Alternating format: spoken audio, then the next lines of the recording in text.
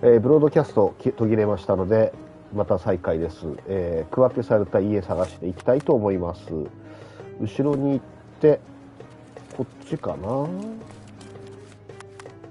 はい、で曲がれるところで右に入ると、行き過ぎた？行き過ぎてない。この通りだね。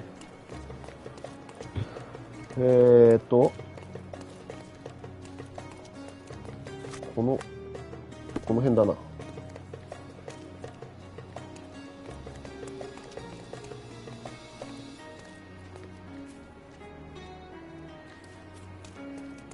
あった。Another treasure located. Let's celebrate. で、最後、庭に隠された市場？市場？ヒルマーケット。警察の上の方らしいです。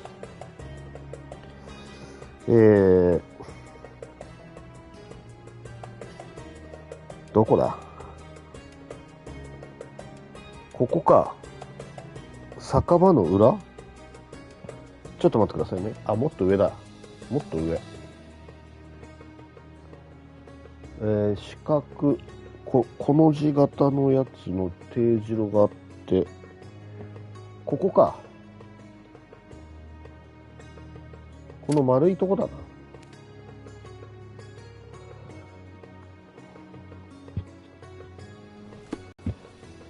はい、それでどう行くんだ？こっち。この通りまっすぐ行って、途中で細い道に入っていけばいいんだな。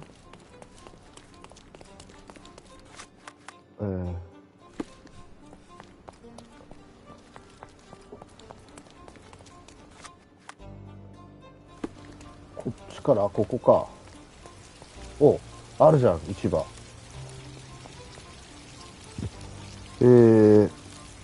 これのどの辺だ？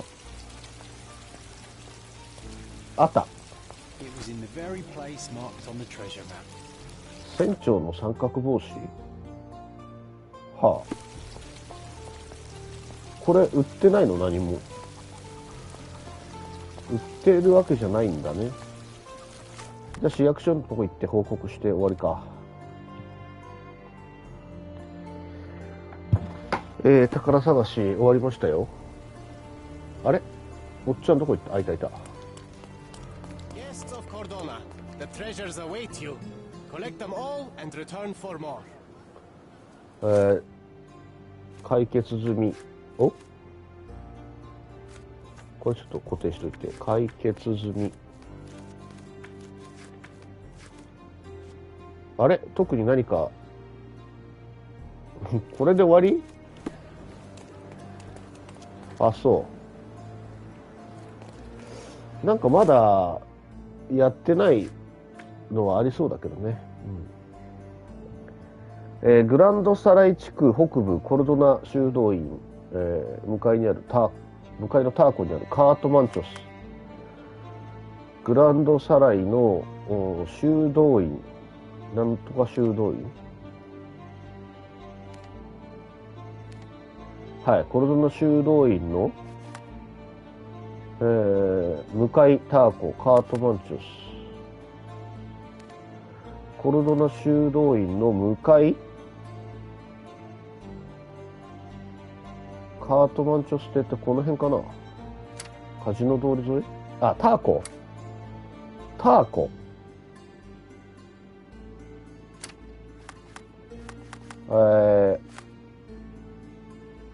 ーコにあるカートマンチェス邸。はい、よし行こう。じゃあシナリオを進めたいと思います。よ、少々お待ちを。これなんだっけ？あ、はいはいはい。少々お待ちください。てってってん。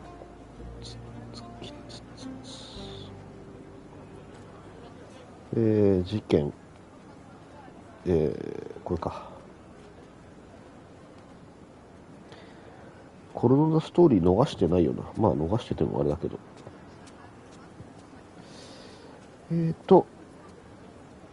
カートマンチョスに会いに行け。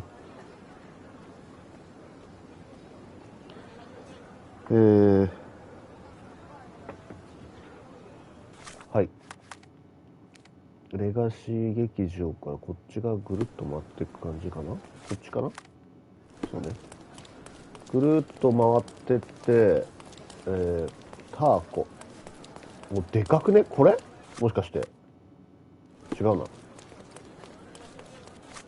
この辺でかい家が多い。はい。ターコとはここかい？そうみたいだな。これか。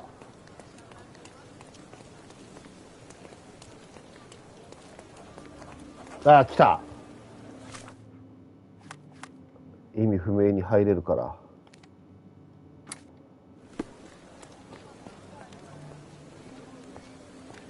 何これ？キモ。I'm so sorry, but this is a costume party. そうですか。じゃあコスチュームに着替えましょうか。仮装パーティー。吸血鬼で、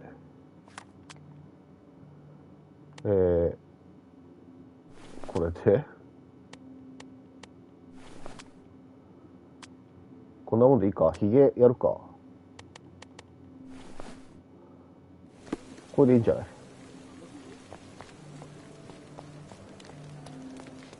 I'm so sorry, but this is a costume party. なんだと？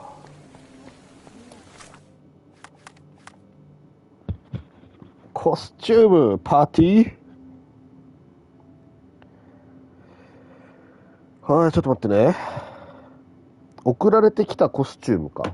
なんか送られてきたコスチュームね。ちょっと待って。衣装は何もらったっけ？あ、これか。は？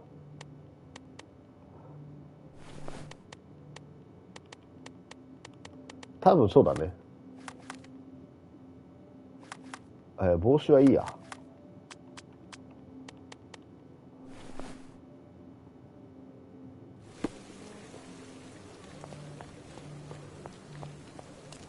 I'm so あれ？ sorry, but this is a costume party.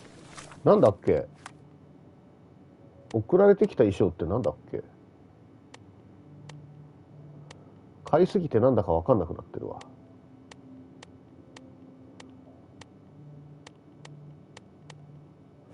ちょっと待って。ボーゲルからの招待状。どれだ？闇の王子？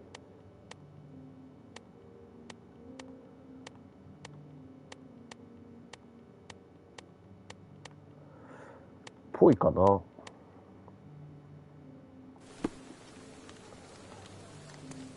I'm so sorry, but this is a costume party. これ多分なんか足りねえんだな。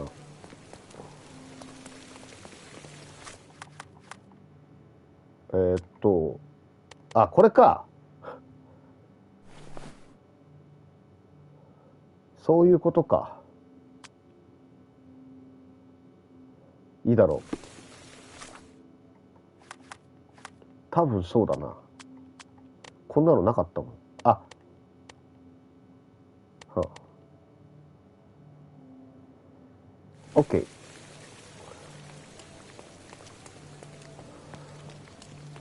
Welcome, sir. I do hope you enjoy yourself. よっしゃー。うん。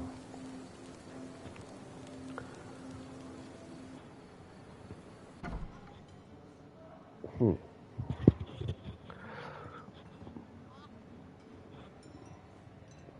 なんじゃこりゃ。おい、ジョン、話せよ。話さねえじゃねえか、ジョン。Enjoy the evening, sir. There is still plenty of time before the grand finale. All right. 悪趣味だな。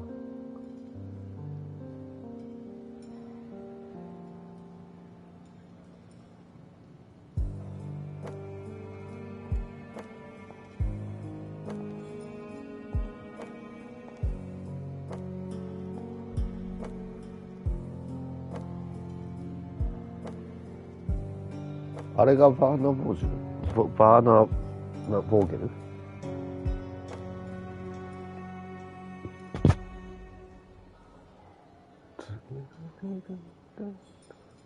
What if I write an article about these people here? Can you help me gather information だって about Cordona's elite?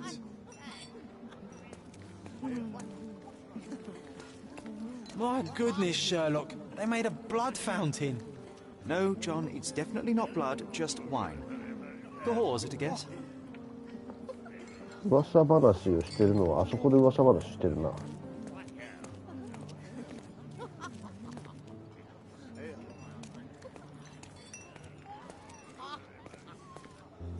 あ？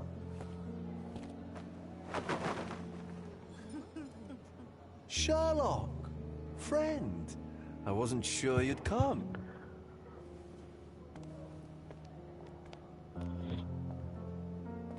Akan!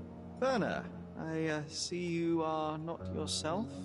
The more time you spend here in Cordona, the more I feel it my duty to bring you into our world and show you all we have to offer. And what is on offer today? Pleasure, indulgence, relief, and relaxation. You've earned some time for yourself, have you not? Those who know me would say I'm incapable of it. Nonsense. I refuse to believe there is anyone permitted to know Sherlock Holmes. Huh. You may be right. Then free yourself from inhibition and expectation. The night is young, and so are the guests. You should try to enjoy both. It's not healthy for handsome men to spend every night alone, and certainly not in a house filled with such melancholic memories. I must admit, my travels have proven more taxing than expected. I'm less confident in my life and myself. Time of relaxation seems a distant dream. So can I tempt you with a physical aid to your moral consolations? There's wine, of course, something to smoke, or perhaps an artificial paradise?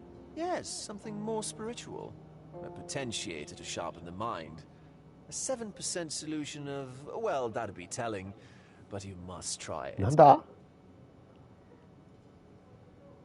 My mind already operates at a far higher level than most. I struggle to believe anything could improve it. My ultimate duty is to provide the world with truth, and I do that perfectly well as is. Duty? You've never cared about that before. Of course I do. Exposing a lie, revealing a fact, that is a moral responsibility. That's not morality. Morals are what happens afterwards when truth collides with consequence.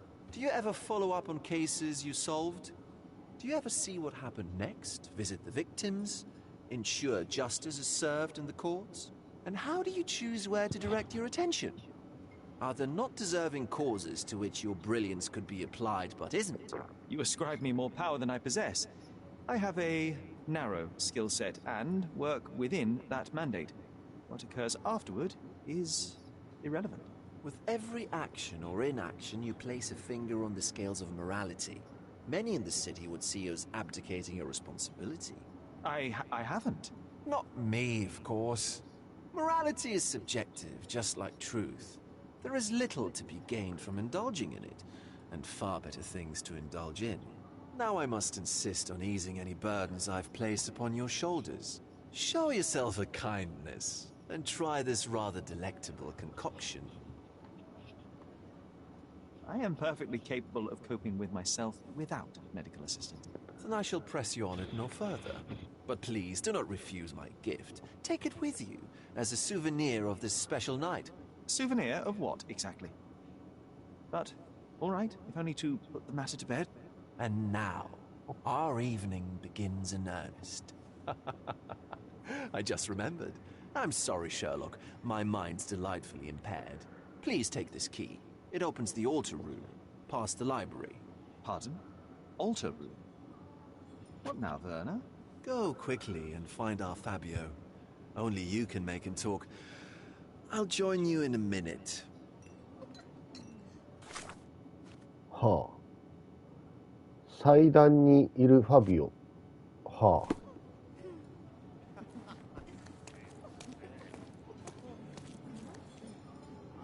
これ以上入れないんだな。噂話ってこれどう聞く？この人たちに聞くの？ Help me, please. I can't help you with that, sir.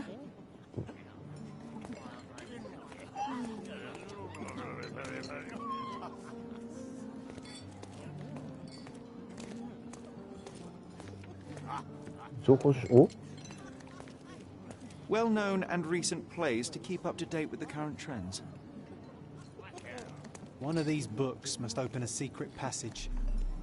I know it. どこで噂話をしている？ These medieval botany and chemistry books look even more satanic than the occult ones.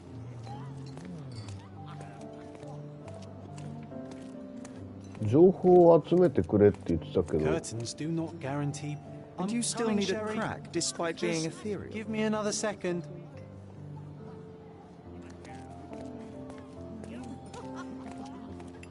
盲目？噂話してないじゃん。 You know. お、言ってる言ってる。 Oh, don't act like you haven't thought about. 邸宅に隠された不気味な過去を突き止める。競売関係ない。高級なワインも関係ないだろう。奇妙行方不明。先祖大詐欺。魔法陣。遺跡。オカルト建築家。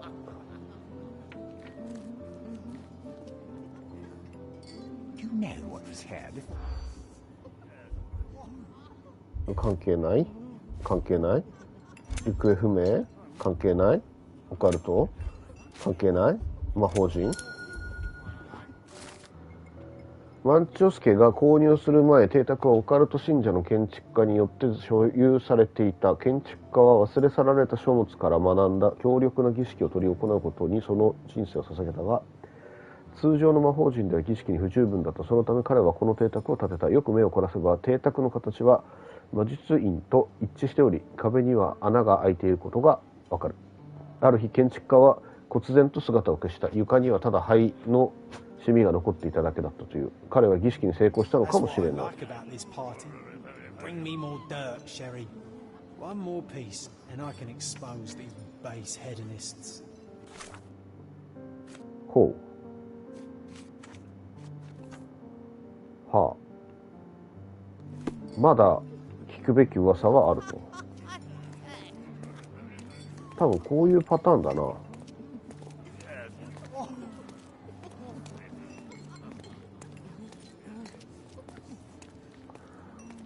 こっちは祭壇の部屋？これがマンチョスの部屋だったよな。ちょっと保存しとこう、ここで。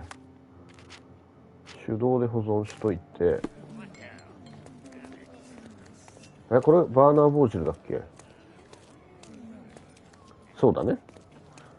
で、向こう側が、なんだろうね。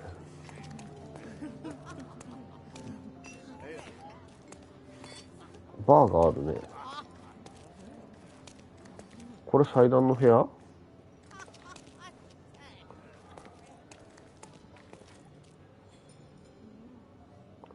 関係ねえか。Manchos had to enforce the masks あった。 after the. 身元が暴露された不祥事について探る。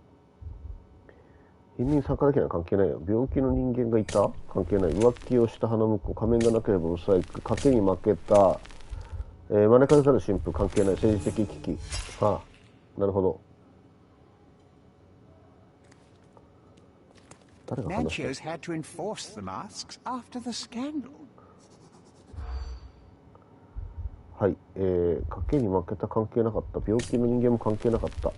関係、招かれざる神父、関係ないわ。間違えたね。政治的危機と Manchos had to enforce. 関係なかった。関係なかった。これ関係あった。関係なかった。関係なかった。関係ない。これ。人々は前回の戦場的なほど前回のパーティーで起こった事件について話をしていた。若い男性と一緒にいたカウデン副知事をプロイセン王国の公爵夫人である彼の婚約者が発見した。政略結婚ではあったが、公爵夫人の愛は本物だった。この事件によりコルドナとプロイセン王国の間に政治的危機が勃発することとなった。多くの抗議活動があったわけではないが、知事は副知事を解任している。I'll pin them down, Biscoop. Thank you, Sherlock.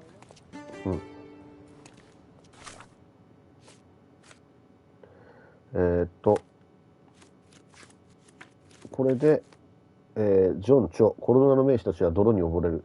豚という生き物はいつも不潔な場所を好むことを知っているだろうか。豚きれい好きだよ。マンチェステへ訪れたコルドナの名士たちにも同じことが言えるのだ。支配者である彼らは情欲や醜聞、非道な行いを渇望するのだ。変質的で汚職にまみれた高官たちは政治問題をベロアのカーテンの裏で解決することを好む。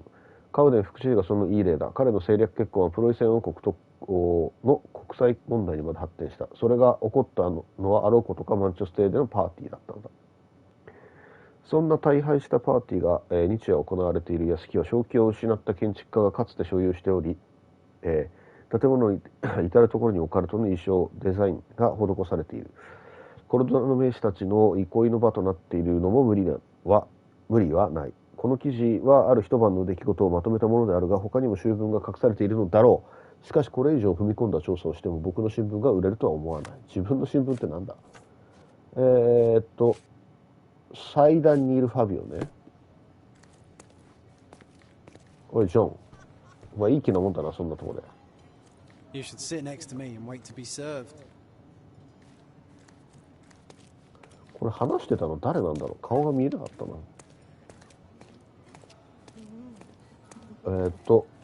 そうすると部屋の鍵はどっかの鍵。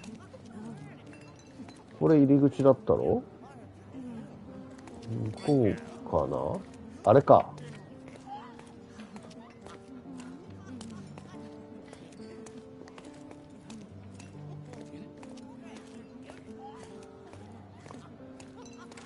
そうだね。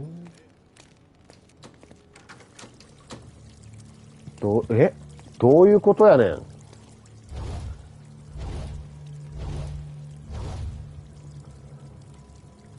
My God. Was he here this whole time? 突き刺さってるぞ、なんかが。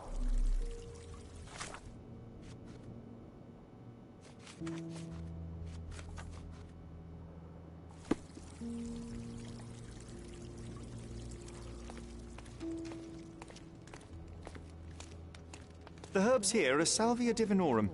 They have a slight hallucinogenic effect to emphasize the ceremony. The herbs here are Salvia divinorum. This elaborate box must be for the ritual dagger. なるほど。 This oil has a slight aroma of flowers and olive. The ointment smells mouse-like. I presume it is an aphrodisiac prepared from a ハエ Spanish から fly. 作る美薬だと。 These crime scenes always outdo my imagination. こっち側は特に調べるところないか。ほう。 This one looks like a twisted symbol of Venus drawn in a hurry. 金星。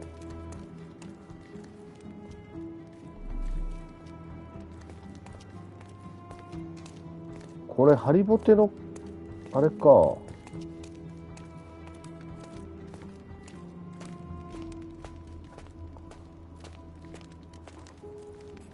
じゃあ検視しましょうかね。頭殴られてる？ A blunt force trauma may have suffered an internal hemorrhage.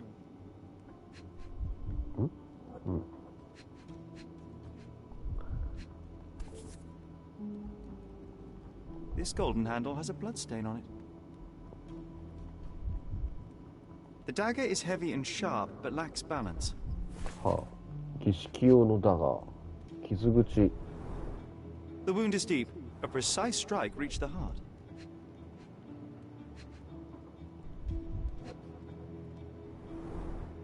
This worm-like sigil has been drawn with his own blood.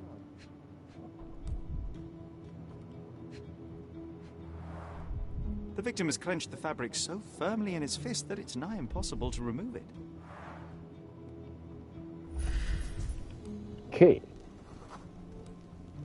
This crude tattoo partially covers a slave branding. Oh. Right here. 奴隷はあ、だがね、ファビオはすでに死んでいる。はい。鍵のような入れ墨をしていたよう。はい、祭壇で死んでいた。明らかにする。オカルト儀式の生贄にされてしまった。はあ。もう全部調べた。調べたね。はい、OK。他の出る前にこの辺を調べるか。誰かいたりしねえの？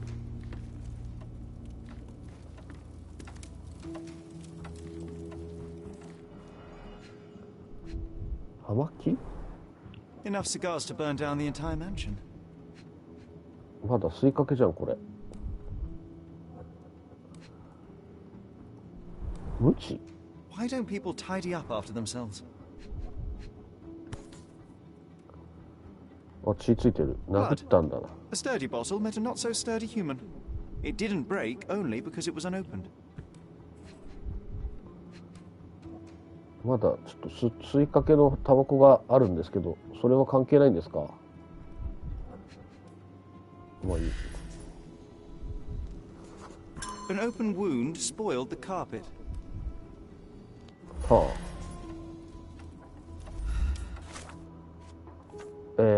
ここは招待客が隠れて快適にタバコを吸うための部屋。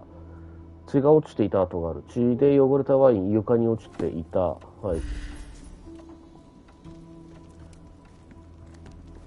大量の血痕。A wounded person was here for some time.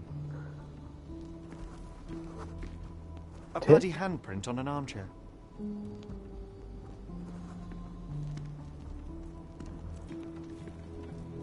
まだあるか？この吸いかけのタバコとかは関係ないのか？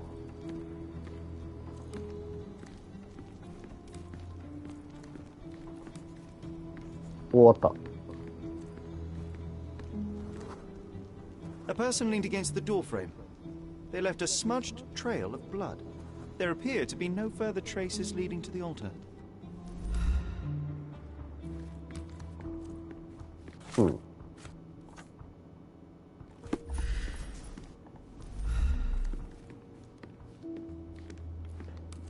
What about a quick pillow fight? この辺は特にない。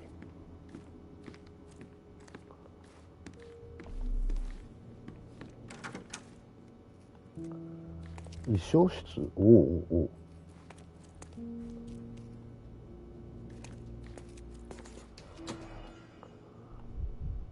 手紙っぽい。水差し？ The pitcher is empty, but with puddles around it. お、 Blood 血を洗 clots っ are た後。 adhered to the sides of the drain.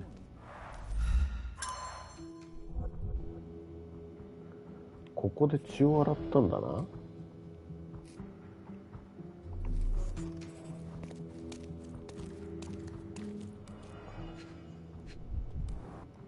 なんだこれ。This is a different ritual. 発見した7個の儀式の筋書きの冒頭に文言が書かれていた。文言内容次の通り、この儀式を読んで練習しろマンチョス。母なるガイアの象徴である裸の女性が祭壇に敷かれた花の上に横たわる。儀式の信仰者は儀式用の油で女性を塗り、女性の内なる豊穣を目覚めさせる。参加者たちはこの瞬間に栄唱し、母なるガイアを喜ばせる男を呼び出さなければならない。そして生命の摂理が具現化した存在である男は女性と契りを交わすのである。はあ。手紙？カートのメモ、マティスタ、お客様を無視するな。そして彼らを退屈させないように。彼らが興味あるのはお前の戯言なのではなく、美しいお前が彼らにどれだけ奉仕できるかということだ。お前がここにいるのは命を賛美するためだ。忘れるな。お客様はお前と時間を過ごすために大金を払うのだ。何？誰だろう？ How can anyone accept such behavior? マティスタって誰？ A useful tool for a disguise arsenal. うん、メイク道具。演者たちの準備室。手紙？ Handcrafted and luxurious カフスボ couplets. タン。 There's also a note. For my Fabio, Manchos. For my Fabio Manchos。仮面？ Would you recognize me in one of these? I suppose not. I suppose no. うん。あとなんだろうね。化粧道具以外に気になるのはカフスボタン。本体はもう違うな。あ、鍵がある。鍵関係ないの？あった。F。 Capital F on the key fob might refer to Fabio. ファビオの鍵ね。The key is similar to the one that Vogel gave me. あ、じゃあやっぱりこの部屋のこの屋敷の鍵なんだろうな。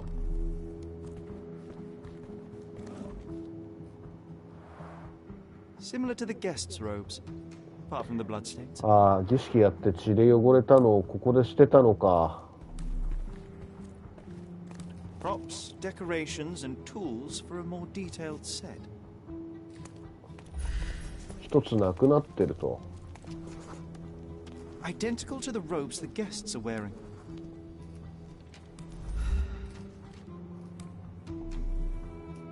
はい。こっち側は鏡だけ。はい。ここは開かない。置いた。え？あ、こう繋がってんのか。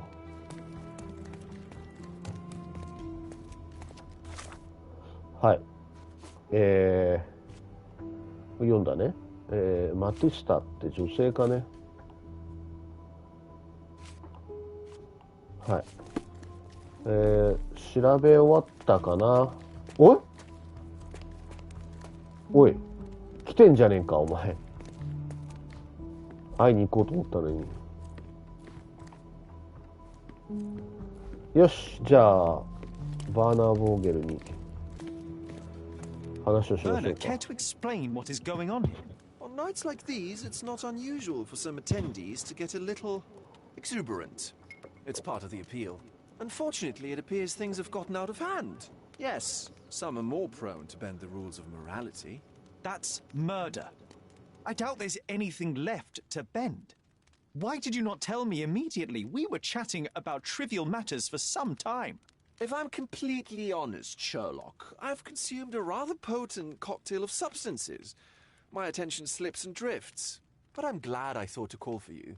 You sent me a disguise. Oh dear, did I? Well, since I found the body, Mr. Manchios has agreed that you can investigate the matter. I promise my mind will behave itself going forward. All right. Pull yourself together, Werner. はい。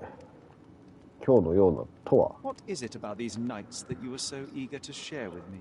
Well, they're not always in the evenings, but they are in the shadows. People gather to test their boundaries in a safe and consensual atmosphere, often with more stains than your typical crime scene. But that is the point. Who are we to judge? I suppose that's fair. What about today, then? Was anything different? Well, I was invited as a special guest. It was supposed to be a time of both divine and carnal pleasures. A scratch for every unconventional itch. I imagine you're reeling from your shattered expectations. On the contrary, there is still spectacle, stimulation, and release, merely in a different form. I like to let life entertain me. Or death. ちょっと一旦ですね、ちょっとトイレ行ってきます。すいません。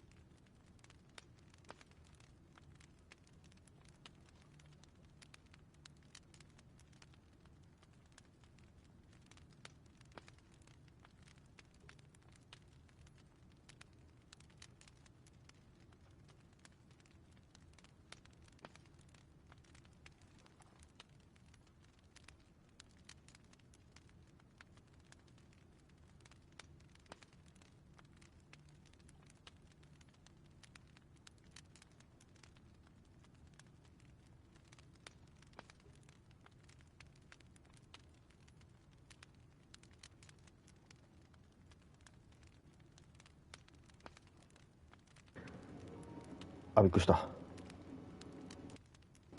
さて、続けていきます。Mr. Manchos is the owner of the manor, yes? And the host of Cordona's most memorable parties. He promises even the ugliest guest a partner for the night. And for the ones with more unconventional tastes, Mr. Manchios provides other services. What a caring person. You cannot begin to imagine. How did you discover the body? In between guzzles of alcohol? I was set to perform in a fecundity rite with Fabio and came to inquire further. It was a staged ritual where he was to play the principle of life. And the rehearsal was unsuccessful? Huh. Who knows? I found him alone on the altar, his blood dripping to the floor. And then? Then I called Mr. Manchios. He was panicking, so I told him about you. We left the room and locked the door. Then, we were... Filling time? Waiting for you was stressful. We indulged in some simple comforts. Overindulged, perhaps. 人が死んでんのにか。Were you well acquainted with Fabio, the victim? Everyone knew Fabio, or wanted to. His beauty was the talk of the island. Too handsome to go unnoticed. He was magnetic. Fat wallets fought for the privilege of having him. He offered the pleasures of performance, and more.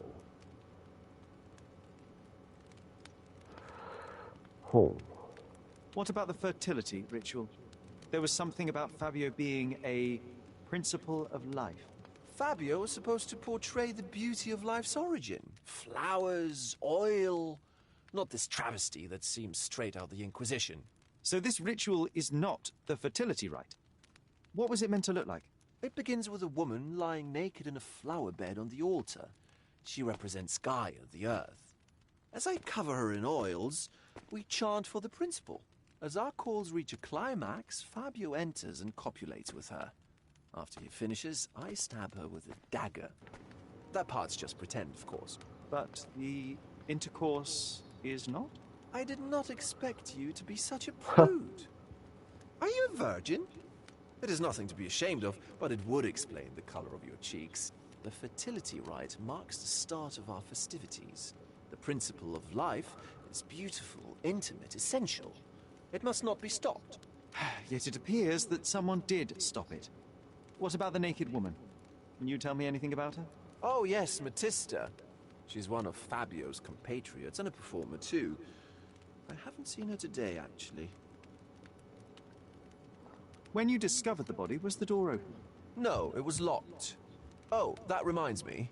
It's a minor detail, but the first time I came to speak to Fabio, I left without entering, having been unable to open the door. You didn't have the key? No, I had it. Don't look at me like that. I was mostly sober. I suspect there was a key in the other side of the door, blocking the lock. That detail may very well be major, Werner. Well done. So you returned later, only to find the lock was not blocked? Correct. After an hour had passed, I tried again and was able to unlock the door. That's when I discovered poor, handsome Fabio. The police remain unaware of this tragic event? Some of them may be hiding behind their masks. They conceal many things. But we didn't want the authorities to create more problems. Besides, after a few cocktails, their incompetence will have soared to new heights. How do you know I even want the case? I promised you relaxation. If there's one thing I know about you, Sherlock, it's that nothing soothes you more than a good mystery. So, Sherry, do you have any ideas about the case? Perhaps. I think I can deduce what happened here. はあ。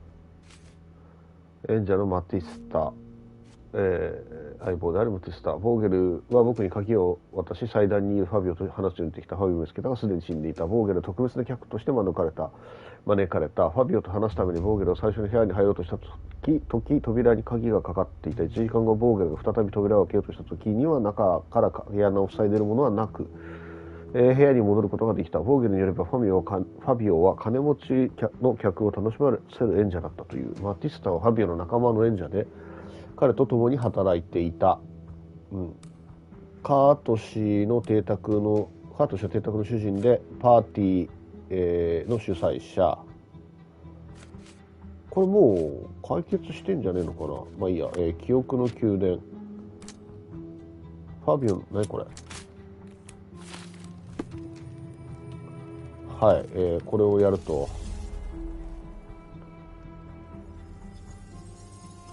まず状況から見て、あそこの喫煙所で殴られたんだと思うんだけど、ここにボトルがあって、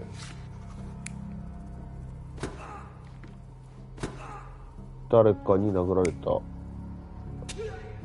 刺された、殴られた、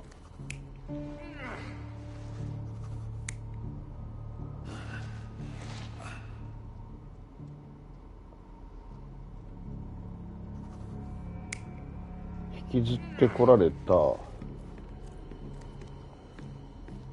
で、ここに手をついて、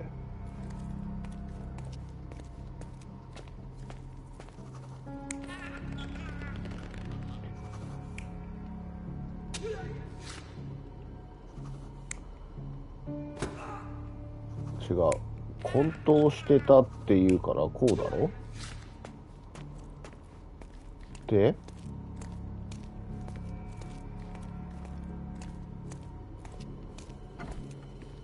ここで衣装を着替えたんだよね。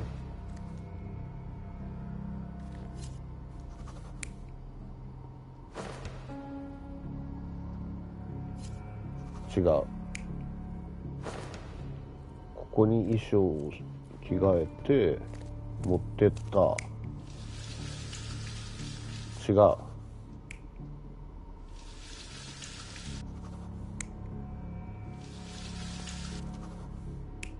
犯人だよ。犯人がやった。はい。これでいいんじゃね？はあ。あと未確定なのはあの奥か。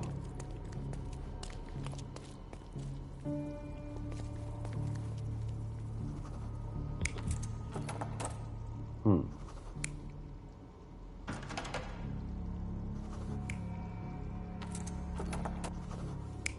全部やったの犯人だろこれ。The bottle was used as a weapon during a scuffle in the smoking lounge.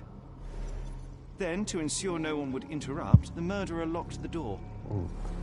The unconscious body of the victim was moved to the altar room. Once the body was on the altar, the murderer thrust the dagger into the victim's heart. Symbols were drawn with the blood. The wardrobe was used to hide the bloodied robe from anyone's eyes. The killer washed himself and took a clean robe from the hanger before leaving. Are you all right? You're on the floor, not moving. I think I know what happened here.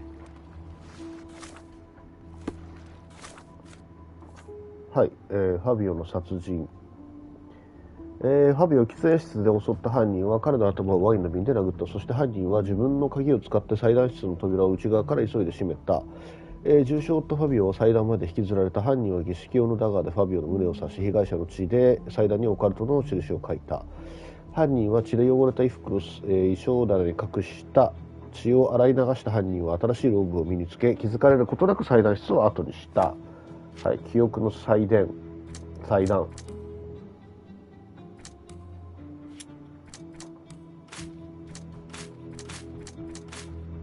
うん。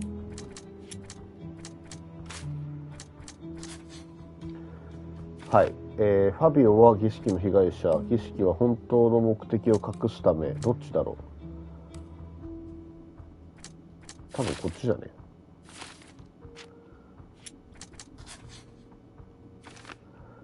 犯人は祭壇室の鍵を持っていた。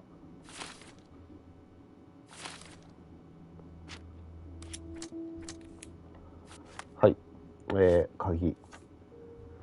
犯人の鍵。明らか。誰が祭壇室の鍵を持っていた？容疑者を絞り込める。はい、バーナー帽子に聞こう。I'm starting to put the pieces together. Fabio was stabbed. I see nothing gets past you, Werner. Yes, he was stabbed, but only after being knocked out in the next room and placed here. I do not yet know why. So, who's responsible? Well, it was one person working alone, and the murderer has now donned a robe. He or she could be hiding in plain sight. POC. We have lost time, Werner, but your discretion may prove to be a benediction after all. The murderer had to have access to this room. After the crime, he used his own key to lock the door. So, who had the key to the altar room? I'm not sure.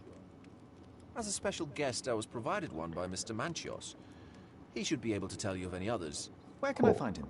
Most likely in the main hall, entertaining his guests. 黄 He 金の has a 星 mask with golden stars. You can't miss him. But please be discreet. We don't want to risk disturbing the revelry.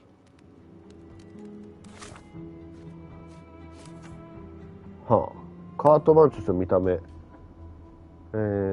カート広間、金色の仮面をかぶっている、遺体を発見したことで神経質になっている。はあ、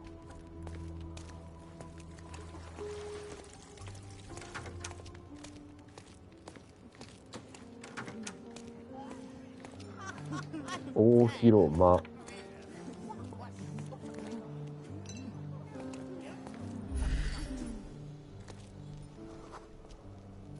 脱税してるだと、金色の星の仮面、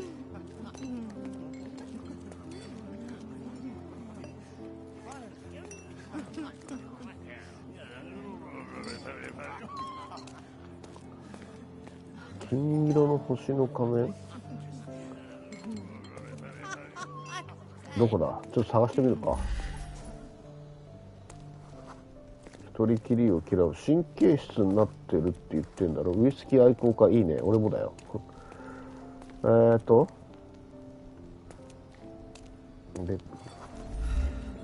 男、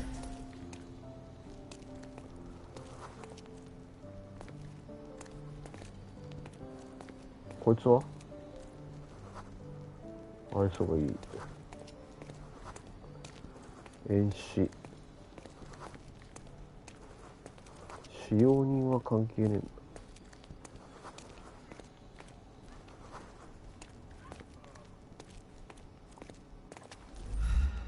あれ、誰もおらん？こっち側は。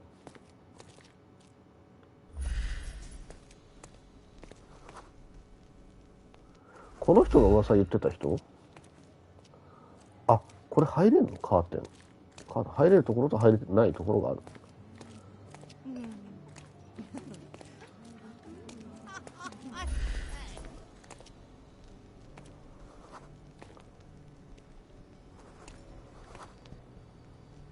クリケット。ちょっと待って、謎に包まれた演者？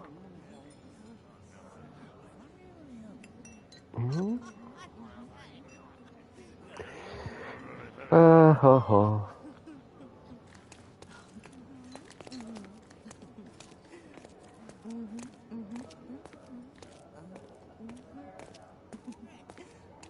入れない。ちょっと緊張し不安定、クリケット、夜更かし、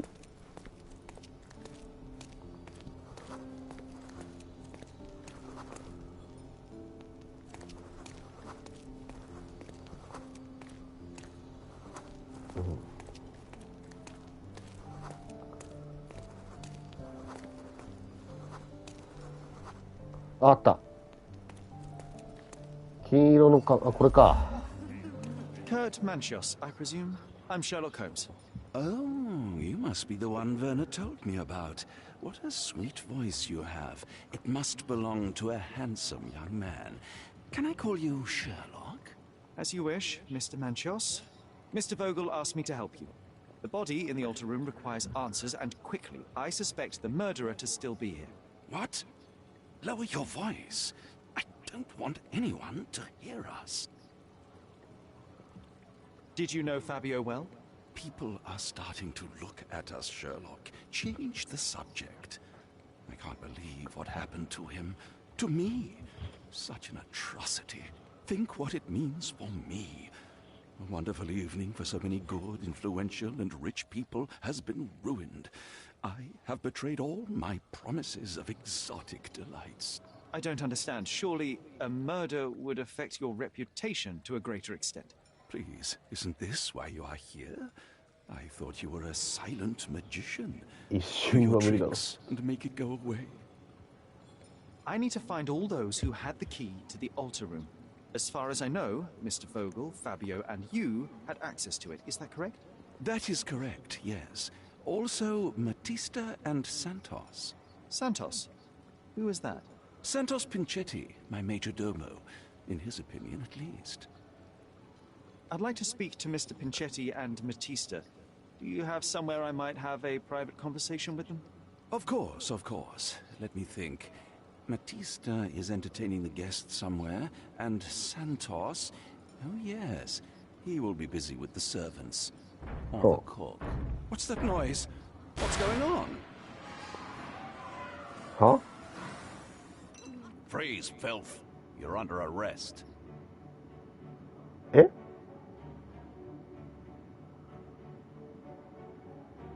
警察が突入してきた。なんで？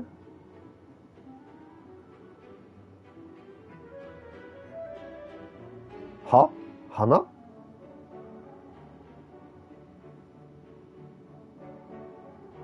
なんで蹴り落としてんの？どういうこと？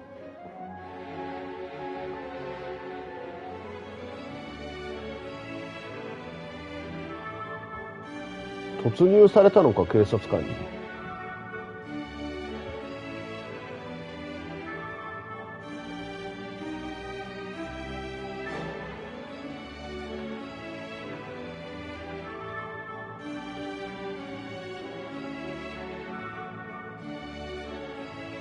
シャーロックも捕まってる。これ手錠されてんじゃん。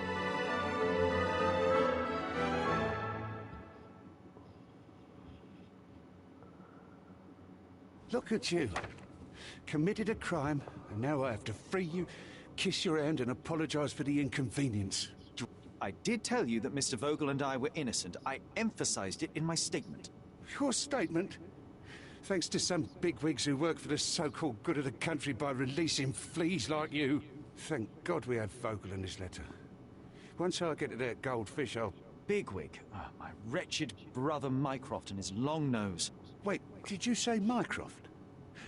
Mycroft Holmes? Are you the youngest son of Violet Holmes, rest her soul? 母を知っていた？ You knew my mother? Not personally, no. Not exactly. I was working on the paperwork for that case. Would you happen to remember anything of the events?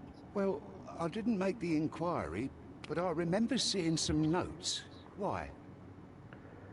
はあ、助けが必要だ。交渉しよう。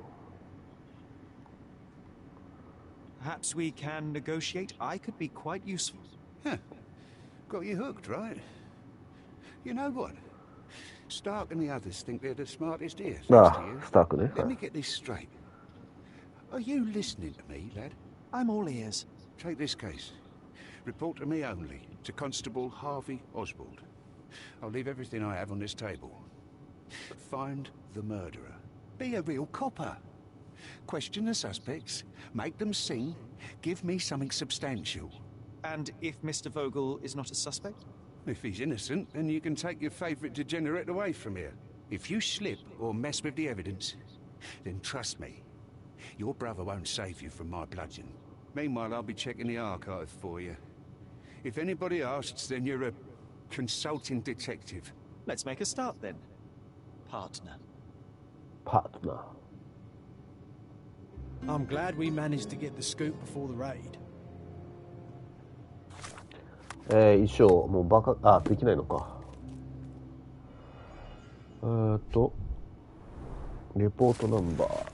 悪魔儀式の目撃者による遺体発見の通報を受け、マンチョス邸の強制捜査の許可が下った。これにより多数の容疑者を逮捕し、仮面とロープを身につけ、わいせつ行為や異常な行動をとっている集団を離散させることに成功した。祭壇の上で発見された遺体の胸にはナイフによる傷が確認された。警察官は被害者が20歳の地元の演者で芸術家であるファビオであると断定した。逮捕された容疑者は次の通り、バーナー・ボーゲル。ボーゲルは、被害者によって書かれた中傷の手紙を所持していた。そうなんだ。遺体を発見したのは自分だと主張している。容疑者はその風変わりな性格で悪名高い人物だ。シャーロック・ホームズ。被害者の血が付着した凶器のダガーのほか、複数の証拠を携帯していた。ホームズが容疑者であるボーゲルに招かれたのは、警察の捜査を妨害するためであると思われる。カート・マンチョスは邸宅の主人で悪魔的なパーティーの主催者である。被害者に報酬を支払い儀式に参加させた。事件現場に入ることができた。マティスタ。ファビオの相棒として儀式に参加していた。逃走を試み、逮捕に抵抗した。裁判室で取り壊れた儀式が記された本を所持していた。他の客はさらなる聴取のため一時的に拘留中。はい。5番キーがあるよ。Back on track to solve the case. 目撃者の供述調書。私、サントス・ピンチェッティは、グランドサラ地区のマンチョス邸で発生したと思われる殺人事件の通報した目撃者。サントスか。釈放会の準備中、私は閉ざされた祭壇室から大きなものと聞いた。私はカート・マンチョスが話していた生物を生贄に捧げる行為を即座に思い出した。壁には血で奇妙な印が書かれ、ダガーが心臓に刺さっていたのだ。私は気を取り直してすぐ警察署に殺人事件を報告した。この供述に対してショーは警察官を派遣し、その間に目撃者は帰宅した。怪しいね、サンチョス。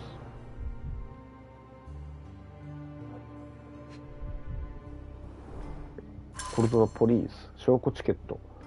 提供者に60番の事件の証拠をすべて、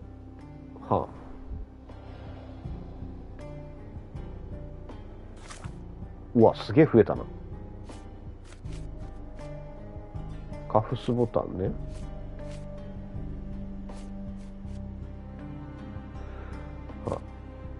囚われ逮捕されたボーゲルにも聞けるわけだ。5番と6番、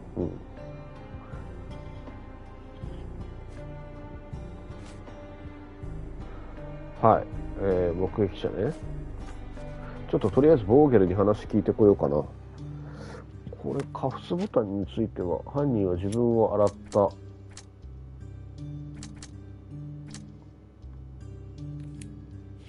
もうちょっと全部合わせてみるか。多分合わない。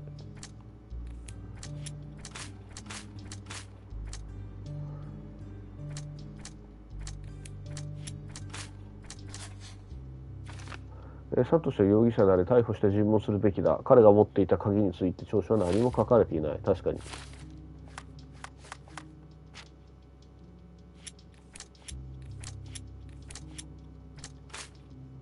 まだこれは結びつけるものが何もない。はい。サントスね。はい。はいはいはいはい。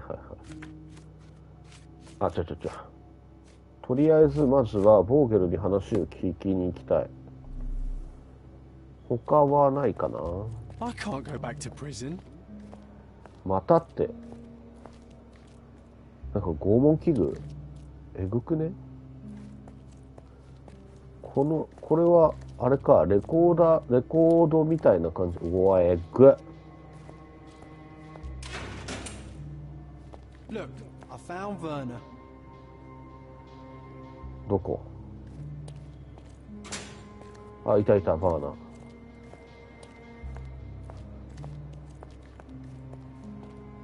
バーナー・ボーゲルさん。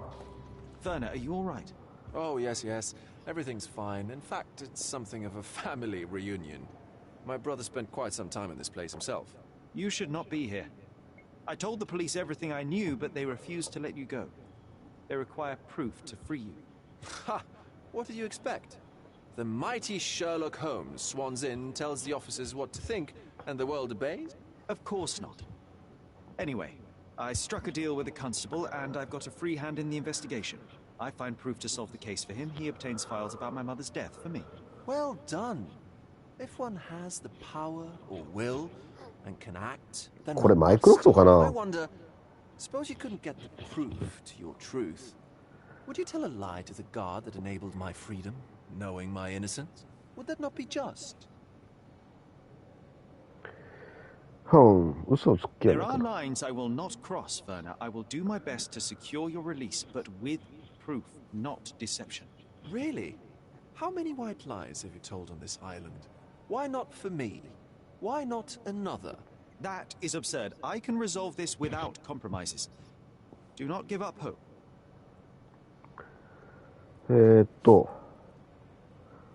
I don't think I can tell you anything about this. I'm not supposed to know anything about this. I have learned who told the police about the crime. It was Santos Pinchetti. Do I know him? The major domo of 知らない the んだ。 manor. He cleans up after you. Well, then he does his job perfectly. All but invisible. I couldn't tell you the first thing about him.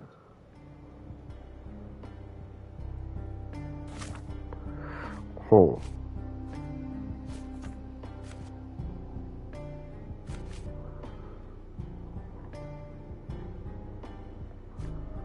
は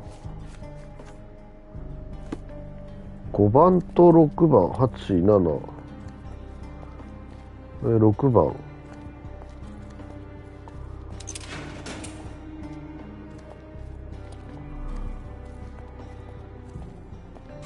I'm Sherlock Holmes. I'm helping Constable Oswald. You are Matista, Fabio's friend. This body, yes, it's Matista. But it's a mere shell that will die someday. Just like Fabio.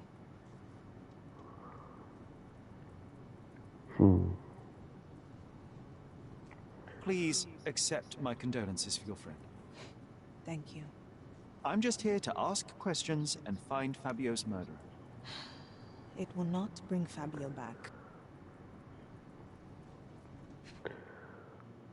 まさかの黒人だった。なんかタトゥーがある。オカルト、そやなオカルト。お？神経質。リストカッター？左利きか。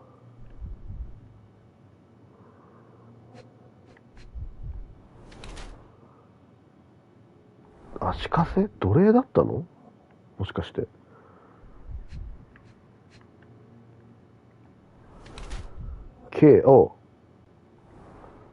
奴隷じゃん。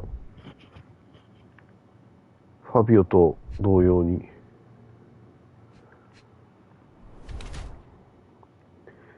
血が溜まった傷、最近つけられた。自ら自身の体から乖離している。過去について自分を罰している。ファビオの間でマティスタは辛い人生を送ってきたまた子供だった頃から彼女は奴隷として働いていた。同じ奴隷であるファビオと出会ったが、二人が似た印を持っているのはそのためだ。古い傷は思春期の奴隷生活の頃のものだ。奴隷時代の経験で負った心の傷は現在も彼女を苦しめている。長年による虐待でマティスタは自分の体に気を使わなくなったようだ。彼女は客に体を打って客の好きなようにさせている。彼女は一線を越えることにためらいはないが、またマティスタは体に入れ墨をしている。前半は一緒。現在を苦しめている。神秘主義に傾倒している彼女はオカルトの死の入れ墨をしている。マティスタは過去の出来事を忘れようとしており、演者としての生活で金を稼ごうとしているようだ。自分を罰してるんじゃないのかな。Fabio and yourself were slaves, am I correct? You have a similar branding on your body. Yes. It was a long time ago. Couldn't help but also notice fresh cuts upon your forearms. The cuts helped me to forget my past, to cover the old wounds and hide them. How did you escape? Something happened. One night the master fell down the stairs. I made him fall. And he died. We ran away that day. We managed to get on a ship and traveled here, to Gordona. Fabio and I started a new life here. It was very hard at first, but it became better with time. Until today. The bruises on your neck are not self-inflicted. Someone else made them. Some guests can't contain themselves. They even bite, sometimes.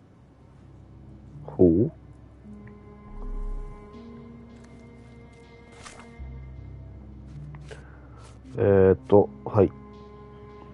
はいはい。マティスタの略歴、過去に奴隷として時間をファビオと共に過ごしていた。は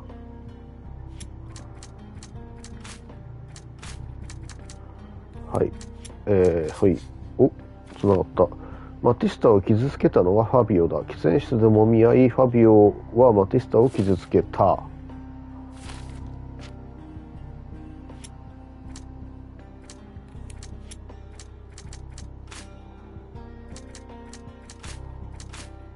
はい。ボーゲル。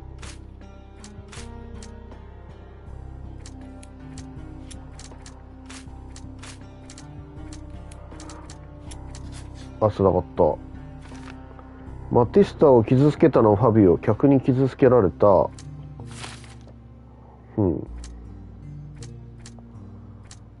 分ファビオはマティスタのことを傷つけないと思うんだけどな。まあとりあえずこのパターン、サントスでもいいんだけど、証拠を取ってきてカフスボタンのことを聞きたいんだよ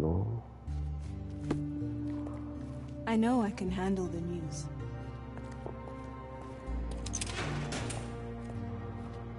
君は誰ですか？ Good day, Mr. Manchios. カートだ。 I am Constable Oswald's partner in this investigation. Be quick and gentle. Some of your colleagues are untrained boors. Although I don't mind meeting young officers, the new blood here. If you cooperate in finding Fabio's murderer, there will be no need to meet with the boars again. That voice. Vernus, friend? You're the policeman. What a disappointment. Only an undercover agent can scour a ditch full of deviants. I am a consulting detective, although I'm capable of replacing the entire department through my consultations. Sharp-tongued, I like it. May I presume this tongue will get us out of this trouble?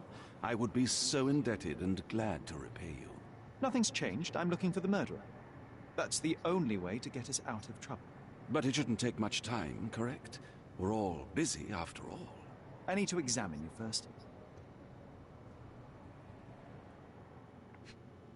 尊大な顔してんな。化粧してる。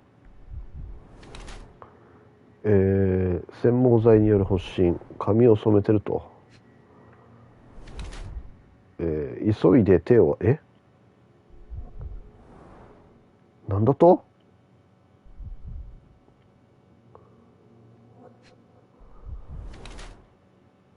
贅沢な靴。カートマンチョスは非常に裕福だが、風変わりで分別がない。彼はコルドナの上流階級の人間たちのためにパーティーを主催し、マンチョス邸を所有している。彼が時間を共に過ごすのは自分と同じ過激な特権を持った人間たちだ。だがそんな交際の仕方をしてきたことで、彼は自分の健康に気を使うようになった。彼は体を清潔に保つために薬と染毛剤を過剰に使い、かえって肌を傷つけている。年齢を隠している。自分の本当の年齢をなるほど。おい気にしてるね。You are a little over the top with your use of makeup, Mr. Manchios. Is it so difficult for you to acknowledge your age? Well, Sherlock, that's easy for you to say to an old man when you look as though you are barely 15. But still, it shouldn't be an issue for someone of your status. For people of my age, it isn't an issue, no. But the younger ones can be so afraid of wrinkles and grey flecks. I have to adapt. Such a methodical man who cares for his body but misses the soap under his fingernails. Are you so impatient, or perhaps even impulsive? I wouldn't call myself that. Silly little details. If I missed it, it wasn't important. Or rather, it was less important than who or what I was focused on.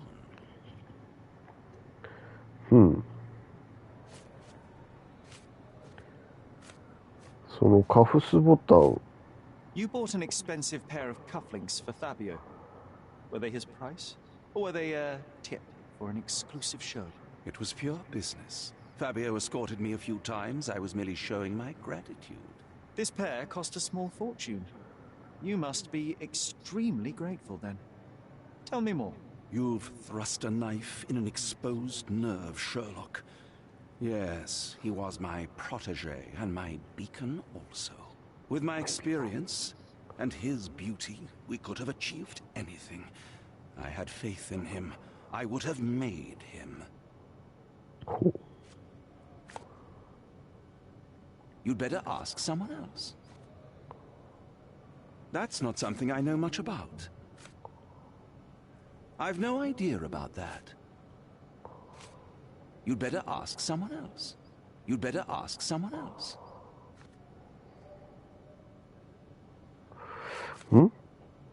That's not something I know much about. I've no idea about that. That's not something I know much about. Do you have any idea who tipped off the police to raid your mansion, Mr. Manchios? Of course. It was you. I could even say you Sherlocked me in here. A good guess, but the wrong one. The fellow who did that was Mr. Pinchetti, your major domo. What? Santos? But how could he even know? If he's not the murderer himself. The ungrateful swine. He has dared to besmirch my reputation. Not a very eloquent choice of words. What should I call him then, since he's a snitch? Make him talk, Sherlock. I'm quite certain he knows more about the murder than he has told the police. Mr. Vogel told me a little about your parties, but I would like to know more directly from you. I'm all yours, Sherlock. You have me arrested and locked here with you alone.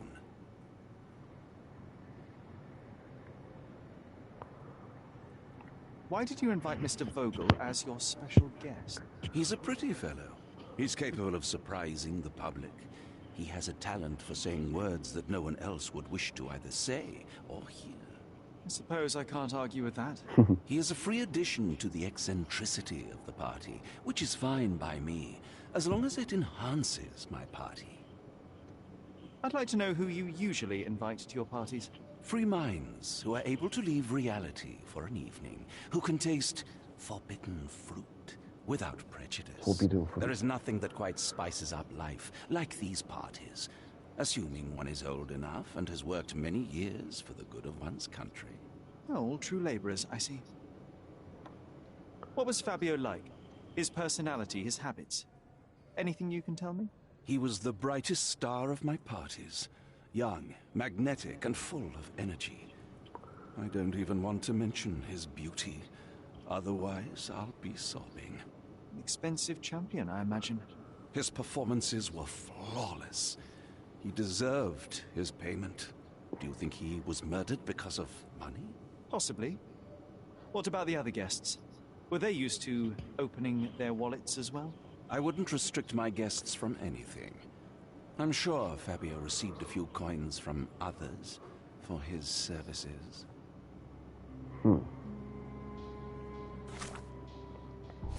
サントスに話を聞き、証拠を受け取ってか。カフスボタン、カートはカフスボタンを送ったのはファビオに対する感謝の気持ちの表れだと言ったと。ファビオに高価な贈り物をしている。記憶の宮殿。カートは殺人の後自らを洗った。いや違うと思うんだよな。カート殺してないと思うんだよ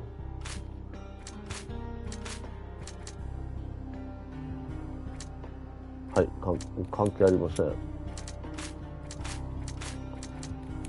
いはい、関係ありません。この関係ない。はい、カートは道楽のために準備をしている。堕落した趣味のために注意深く準備をしている。殺人の後、いやこっちですよ。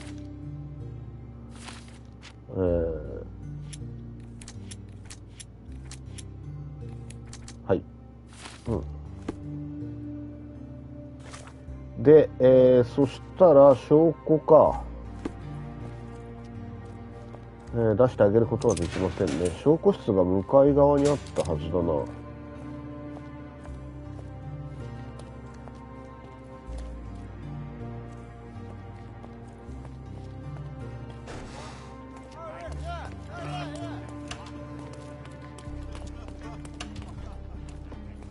エビデンスあった。エビデンスルーム。 Good day. Your ticket, please, if you want me to help you. はい。チケット。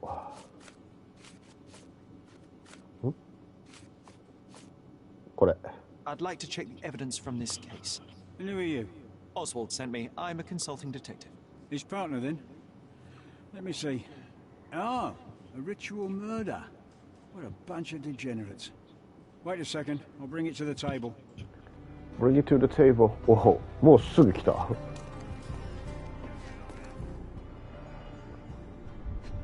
手錠？鍵？ All the keys of the mansion on one golden ring. 指輪？ It's a miracle this ruby hasn't tempted anyone.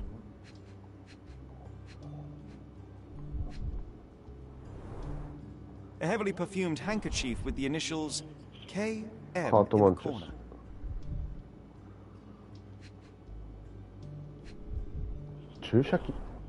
An emergency kit for boredom.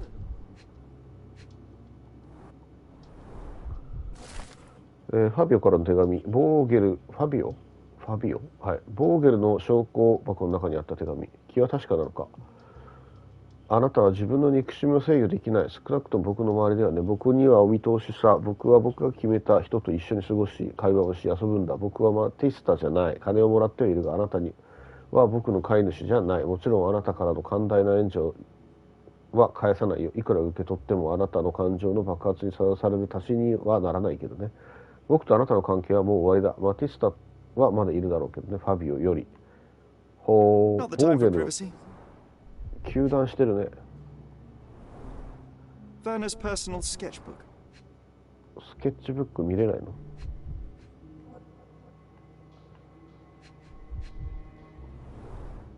？A handcrafted charm that contains hair お守り？ and nail clippings.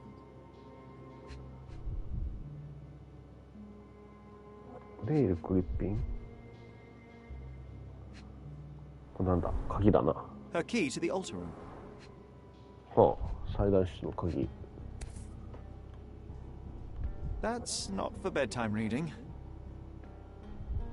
ブラッド&マンダル。This ex libris belongs to Manchios Library. カート。愛の力、血とマンドレイク。警察による逮捕の最中、マティスタのカバンからオカルトの本が発見された。蔵書表によればこの本はカート氏が所有する蔵書の一冊だ。本には事件現場に似た儀式の、文章による解説が記されている。近日中に他界した大切な人間を裸体にせよ。金星と火星の紋章を書くことで汝の力を増幅させ、男そして女の本質の力を使え、男の心臓を黄色の中で貫き、汝を愛さない血を取り除け、汝の愛を示す紋章を書け、蘇生を待つ間、魅惑の呪文を唱える。 The book describes a ritual similar to the one performed in the altar room. Thank you, officer. Thank you, officer. ファビオからの手紙ね。これは聞いてこなきゃダメだな。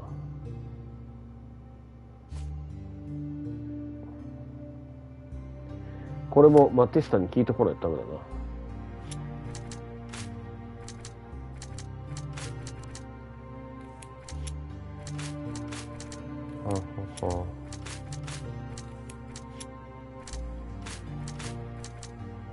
こうなってくるとさ、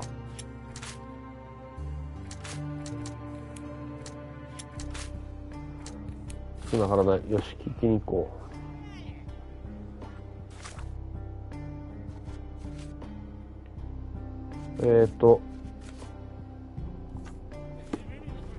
ボーゲルに聞いて、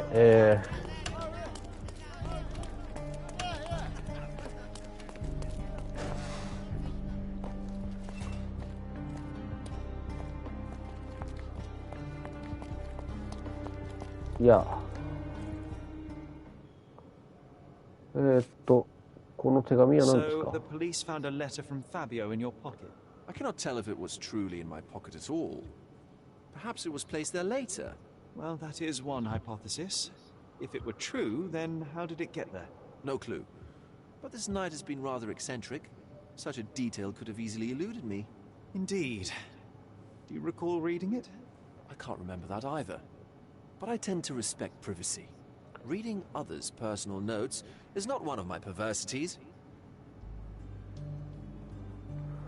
ほう。ボーゲルは、彼はなぜファビオの手紙が自分のポケットに入ってたかそれは分からず読んでもない。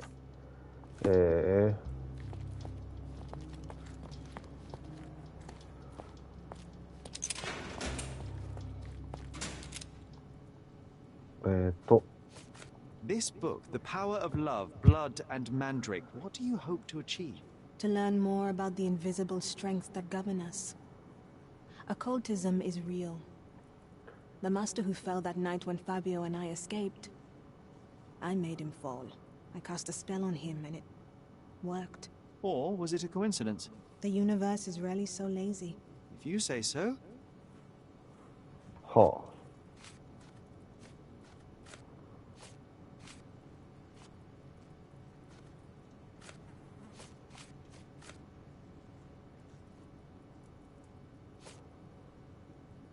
Kagi? I've nothing to say.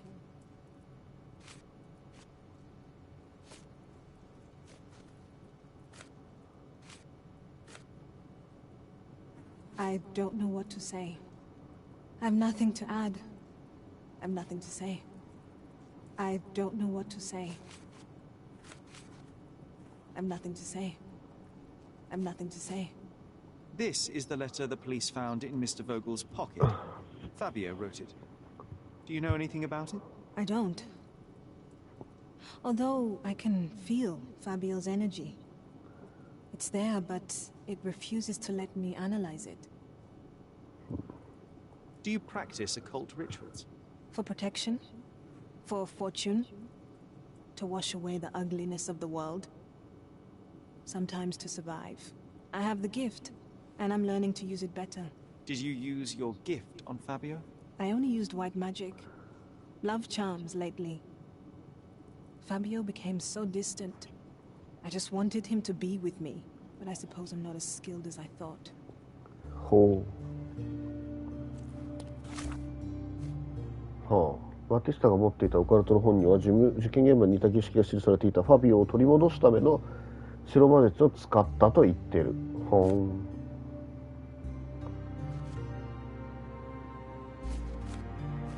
これはじゃあマンチョスさんにも聞かないとだな。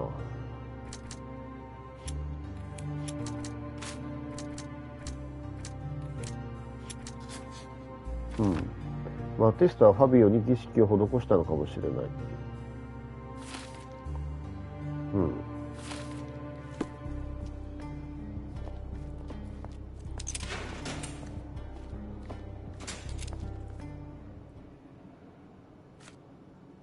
Do you recognize this book? Could Matista have borrowed it from your library? She didn't ask me. How ungrateful. The things described in the book were inspiration for the rituals you performed? Do you really believe that blood, symbols, and incantations can resurrect the dead? They are just eerie tales with a mix of occultism and voodoo. My rituals are a stage to show some of the forbidden pleasures. 手紙。I've read this letter from Fabio. It had no addressee, but it was found in Mr. Vogel's pocket. Werner? Strange. I didn't think the two of them corresponded. I'm sure there is some explanation. Would you care to read it? Call me superstitious, but I don't care to read a letter from a dead man. ほう。カート・マンチョス。カートの反応から彼はマティスタに本許可を与えてないことがわかる。なるほど。はい、じゃあサントスさん。オズワルド頼み容疑者としてサントスを聴取しよう。はい。記録室にいるオズワルド。記録室はアーカイブか。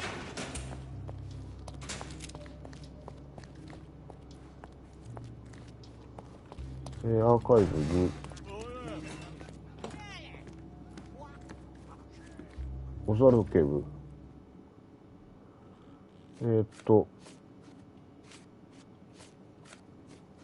Have you considered Mr. Santos Pinchetti as a suspect? The snitch? Have you seen him? I mean, my breath could knock him down. What's so special about him? As a major domo, he has keys that open all the rooms, including the one to the crime scene. Could have testified only to circumvent suspicion, don't you think? We need to question him. Right. I'll send our men to fetch him. Stay here. They brought him in, Mr. Holmes. Here's the key to interrogation room number 7. Mr. Pinchetti didn't even resist, our men said. Thank you.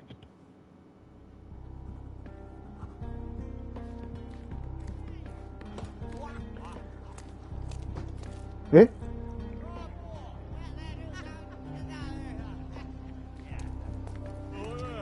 は？なんでみんな、あ、びっくりした。ただ捕まった奴らが酒飲んでるってこと？ 7番は、どこですか？5、6、そこか。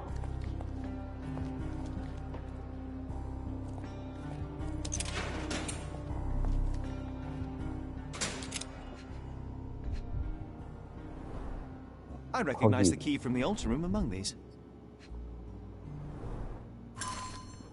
遺言状に添えられたメモの内容は次の通りだ。カートマンチョスの遺言状とメモ。怠け者のサントス、貴様が遺言に参加したいと懇願してきたから入れてやったぞ。これが私の新しい遺言だ、カート。メモの下に書かれた遺言の内容は次の通り。マンチョス邸の執事長であるサントス・ピンチャッティは、口ひげ用のだろ。ワックスの瓶と塩のランプが与えられる。かわいそう。雇用主の気遣いを忘れる中で、カートマンチョス。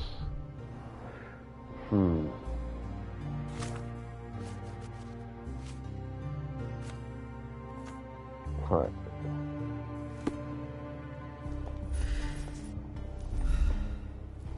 Mr. Pinchetti, a pleasure to meet you. I'm Sherlock Holmes. I'm helping Constable Oswald. I've already told him everything I know. I'm only a witness, sir. Everything's in my report. And I've read it. You forgot to mention that you hold the keys to the room where Fabio was found. I need only to find if the crime was intentional. But I need to return to my duties. I doubt the house will fall without you, Mr. Pinchetti. Just be still for a few seconds.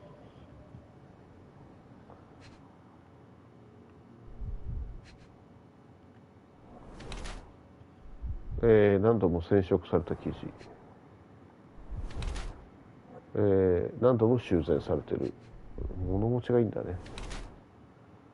角栓または過敏症。感染？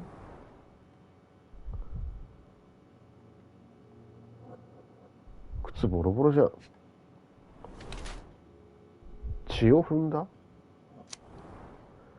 執事という邸宅で一番高い地位にいるにもかかわらず貧しい生活を暮らしをしているようだ。十分なお金を持っているが、サントスはそれほどのほとんど使おうとしない安物の化粧品で体の傷を隠している。サントスはおしゃれのためなんとかスーツを染色している。金をさらに節約するため、この執事は数値に穴が開いた穴を自分で修繕している。経済的に困窮。体には感染の症状が見られ、厚化粧で傷ついた肌を隠そうとしている。執事長のスーツには多くの穴が開き、継ぎはぎだらけになっている。染料を使ってスーツの見た目を改善しようとした。You are the major domo of a rich mansion, and you seem barely able to afford decent clothing. You hide under heavy makeup a skin disease that might be treated with more onerous but less harmful means. Do you have money troubles?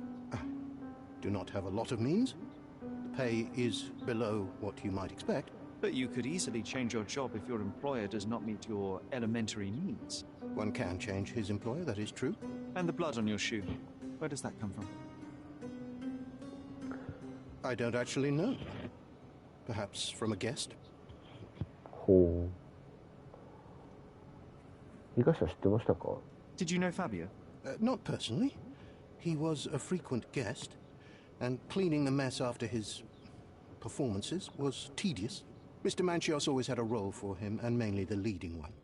The parties were always Fabio-centric. And Batista? Was she as popular as her partner? Don't tell her I said this, but I do not think so. Mr. Manchios hired her only because Fabio refused to work without her. Mr. Manchios used to see her as a worker. She was tasked with entertaining the guests, unlike Fabio, who could pick and choose. 証拠を。Mr. Manchios says that you begged him to be included in the heritage. Isn't that a little extreme, even for a major domo? He's not only my employer, he's my uncle. Oji? And I'm his next of kin. The only one. Mr. Manchios flatly refuses to pay a family member. All I have to do is repay his so-called love, cleaning up the filth after perverts and decadents. He's imprisoned me. The best I can hope for is a new broom. That's why I wanted to have my part of the inheritance. Is it that bad? You have a roof above your head, a salary, and the status of a major domo. For God's sake. I'm forced to dye and stitch my threadbare clothes, and the holes in my shoes are painful. I'm ashamed every time a guest looks at me closely. Why do you think your uncle treats you this way? My mother, my uncle's sister, had me illegitimately. She died, and I was given the surname of one of the maids. But you are entitled to some of the money that belongs to your family. He thinks not. I was not responsible for my mother's death. I work hard, and he pays me nothing. I feed on the leftovers. While he wastes our estate's property on decadent parties, he paid Fabio handsomely and showered him with expensive gifts for their disgusting relationship. Huh.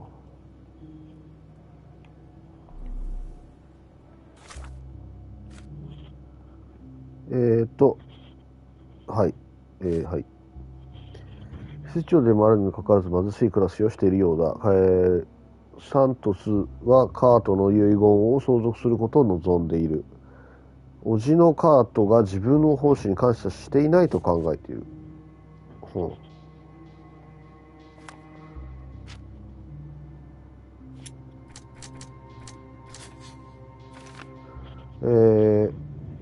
飛沫を見逃した。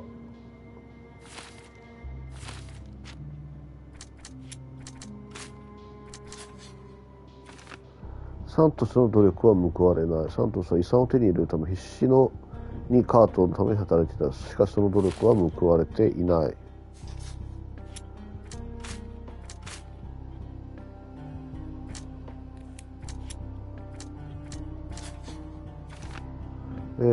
誤って血を踏んだ。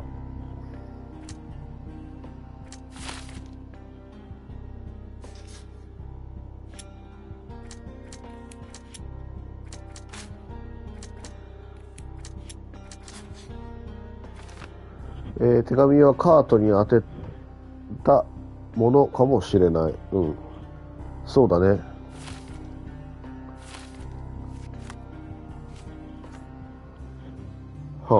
もう一回聞いてこようか、遺言状について。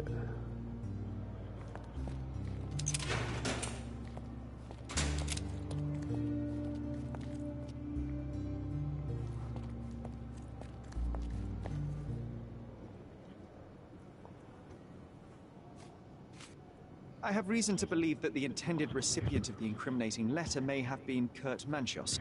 Well, that makes sense. Too bad I can't remember how I came to possess it. Though I did spend quite some time with Mr. Manchios during the party.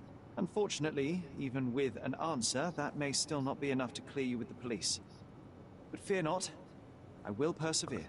I hope your attempt to put things straight will make up for... You being on a bender? Touché.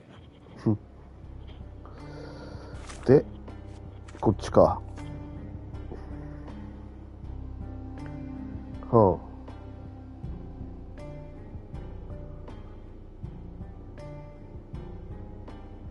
はいはいはい。ゴーゲルは手紙がカートに当てたものである可能性について触れた。手紙が自分のポケットに入っていた理由は説明できないようだ。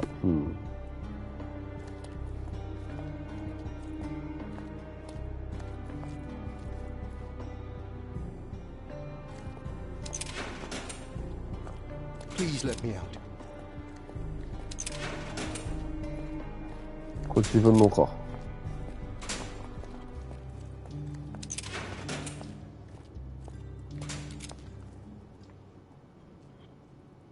Could Fabio have written this letter to Kurt Manchios? Oh. That could be. I never thought Mr. Manchios could make Fabio that angry, though. What do you mean? Well, Fabio wanted to disassociate from Mr. Manchios. Clients who are in love are both a blessing and a curse. But Fabio was here tonight. Money. In our line of work, we can't afford to turn down clients who pay as well as Kurt Manchios. Was Fabio afraid of Mr. Manchios? Not at all. The old toad wouldn't dare to do more than sweet talk and touching. Talk can be forgotten, and touching washed away. なるほど。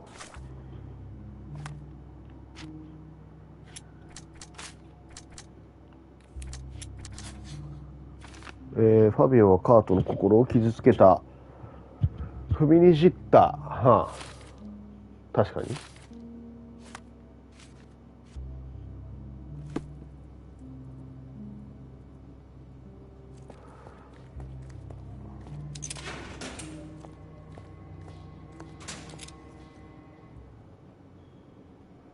There is undeniable evidence that you were the original recipient of this letter. What are you talking about? Is it addressed to me? Your protege wanted a fresh start, it seems. This is sufficient to charge you. Me? Hurt my star? Are you insane that you would accuse me of such a thing? He did not consider himself as yours. Since you deny everything, let's move on. Do you have any idea as to how the letter could have ended up in Mr. Vogel's pocket? You were the detective. Perhaps he took it from Fabio. Werner was a little high.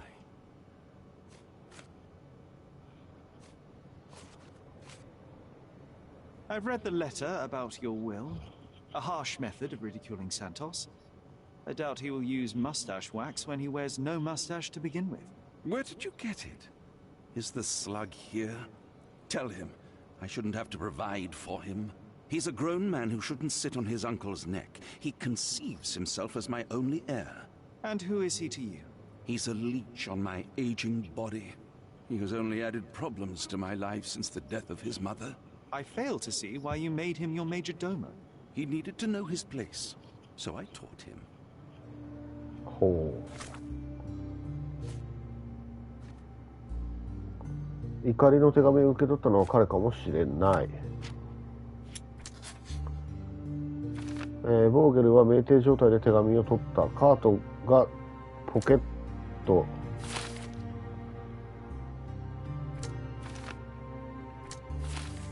こういうパターンもあると。はあはあは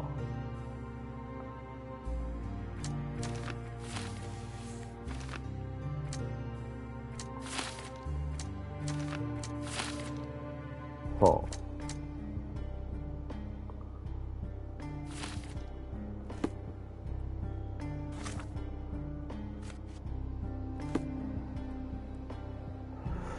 サンチョスまだちょっと足りてない気がするんだよな。おい。Please let me out. The air here is rather refreshing. I'd even recommend that some of my friends visit the place. あれ、記憶の宮殿がまだピカピカ言ってんな。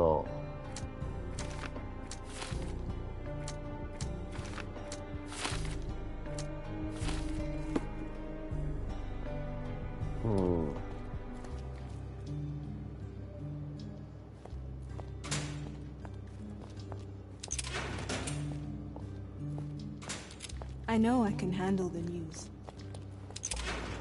はあ。あれ？間違えた。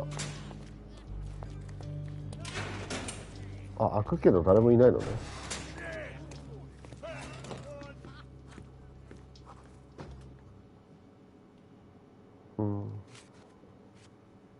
This letter proves nothing. Fabio wrote it to Mr. Manchios. It's time to free Mr. Vogel. Do you really think I'm that naive? I need proof, not words from his friend. Very well. Mr. Pinchetti told me that Mr. Manchios was lavishing Fabio with expensive and eccentric gifts. The letter mentions rich rewards and attempts to buy Fabio with them. It was written to Mr. Manchios. Who else was showering Fabio with luxuries to buy him? It doesn't fit Mr. Vogel's character. Look here. We had a deal. Give me the murderer and then take your friend with you. I won't budge otherwise. Well, fine, but you're just wasting time. あれ？記憶の宮殿をまだやれって出てくんだよな。こっちで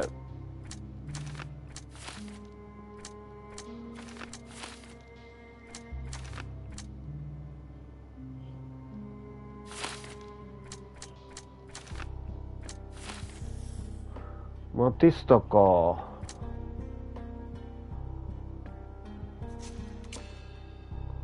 あ。追い詰められた愛の儀式を企てファビオを殺害した。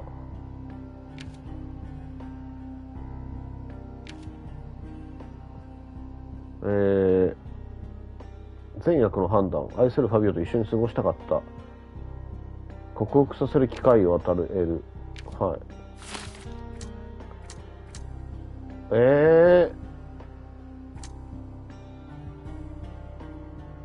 これで終わり？もしかして。ちょっと待って。あ、もう全部証拠集められたのか。はい、じゃあちょっと警察署の前に出て、警察署の前に出て着替えて、結末を決めたいと思います。ちょっと待ってくださいね。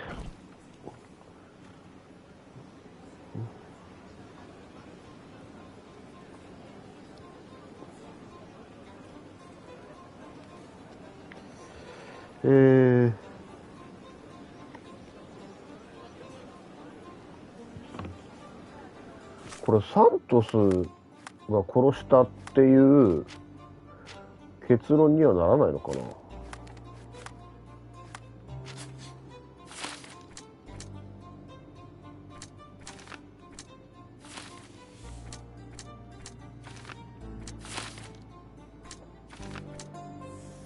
こういうパターンか。これもあるんだ。サントスは何年も叔父のために働いていたが、心の底では遺産を狙っていた。カートに屈辱を味わわされたサントスはファビオを殺害し、叔父に罪を着せようとした。カートが逮捕されればサントスに、もうこれだろう。サントスが受けた不当な待遇を改善する唯一の方法は叔父のカートを始末することだった。サントスは殺人の罪を償うべきだが、彼には懲役の後で人生をやり直させるべき。非常な復讐。長年にわたり虐げられていた彼は叔父を教えるための計画を立てた。だが悲惨な状況にあっても殺人が正当化されるわけではない。公死刑になるにふさわしい。いや、多分これだろうな。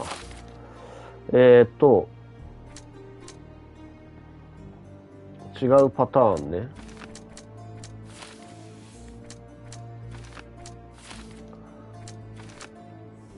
こうすると、カートの心をもてあそび愛情を利用してきた。拒絶されたカートをファビオを殺害し、疑いを晴らすための愛の儀式。打ちひしがれて動揺していたカートにファビオを殺す気はなかった。儀式を企てたのは、必死で痕跡を隠そうとしていたからだ。彼の愛が死んでしまった今、彼には懲役を与えるだけで十分。カートは非常にもファビオを殺害した。彼が儀式を企てたのはマティスタに罪を着せるため。疑いを晴らすためにボーゲルのポケットに手紙を入れた。他人の命を何とも考えていない。公死刑になるにふさわしい。はい、違います。多分これ酩酊状態だったでしょ。で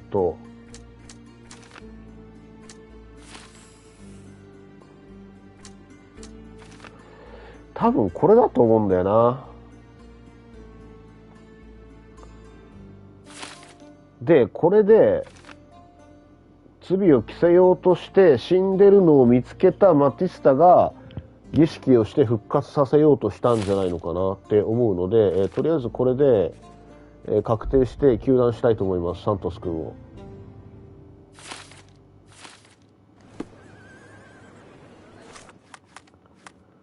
着替えます。バカらしい格好から。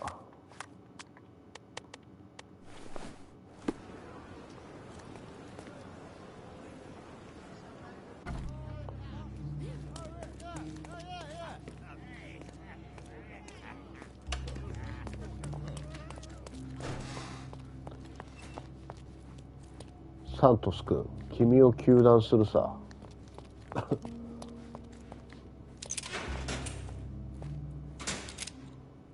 I know who killed Fabio. So I'm free to go, sir? Quite the opposite. I think it was you, Mr. Pinchette. That is not possible. Allow me to explain. 儀式をカートに罪を着せようとした。You wanted to be rid of your dear uncle.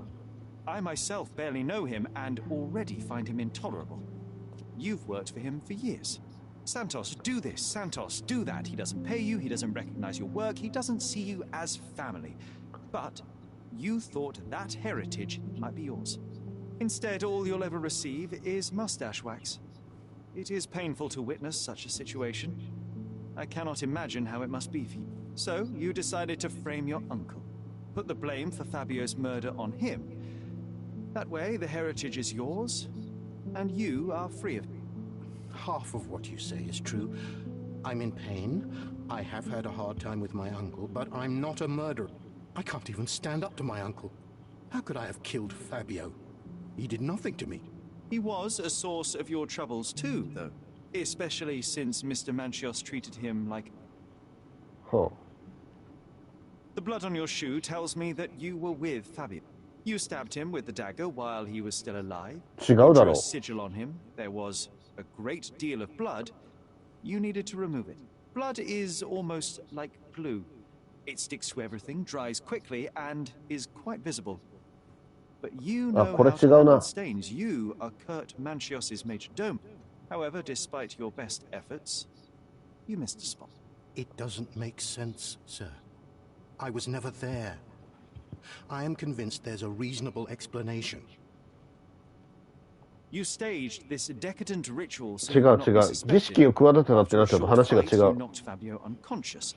You locked the door and dragged the body to the altar. You wanted to set up someone acquainted with this masquerade. I don't have the nerve to kill or stage a murder. I can't even leave my uncle's house. 確かに。Your uncle is a cruel man. He used everyone around him to his advantage. I don't believe he even truly loved Fabio. You knew very little love, support, or care from him. You lost your mind, Santos. And innocent people were hurt. I can't allow you to go free, but I can try to help you. I can provide my findings to the police. Decadence and perversity might poison anyone around. I don't know what to say. I can't breathe. I need to go outside. Unfortunately, you can't.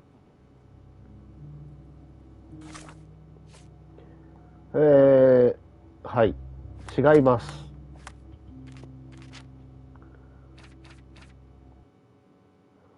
違うので、儀式をしたとはとても思えないので、ただ、儀式をしたようにあいつが見せかけた可能性もあるんだよ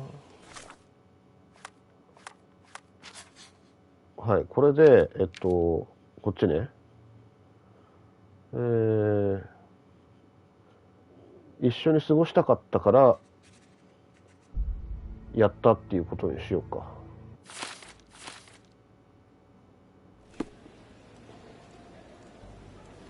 あれ今どこにいんのこれ。あ、警察署か。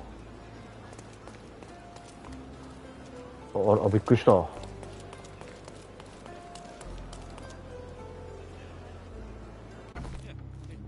じゃあちょっと待って。ダメ。着替えてからもう一回保存しよう。もっともらしいのは、多分これだと思うんだけど、あ、また着替えてない。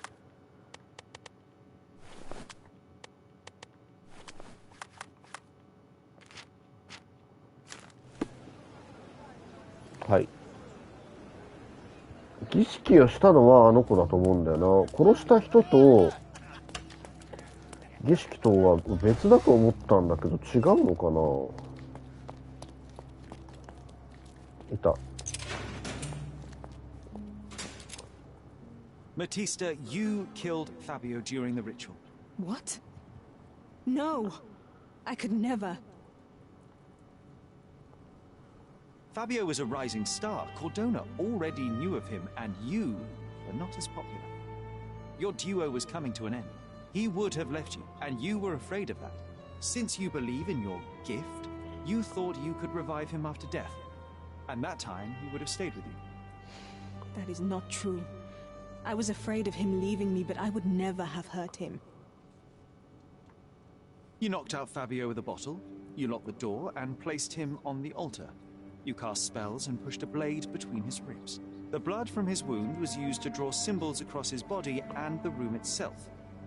You wanted to use your gift to resurrect him, but he failed to wake up. So you cleaned yourself up and left the room, realizing the full scale of what you'd done. That's just wrong. I didn't do it. You didn't see what happened. Then tell me, what did happen? I don't know. I wasn't there. You weren't either. You were there when Fabio was killed. He fought for his life and inflicted those bruises on your body, but you knocked him out eventually. I was with the guests all the time. Manchios ordered me. I can see that life hasn't been kind to you. Since childhood, you have been used and abused. The guests at the Manchios mansion are not that different. And even if you think you are in control, such a life takes a heavy toll regardless. The only good thing you had in your life was Fabio. You were so frightened of losing him that you killed him. I believe your only chance for a normal life is to receive medical help. Psychiatrists will help. Others have always decided what my life should be. And you're no different, Mr. Holmes. That is your only option, Matista. I'm afraid you can't choose. はい、このパターンもあまりしっくりこない。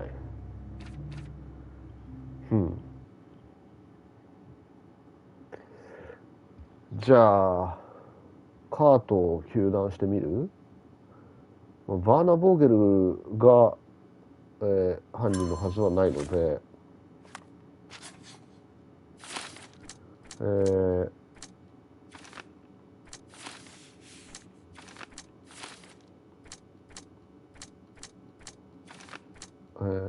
本当の目的を隠すため、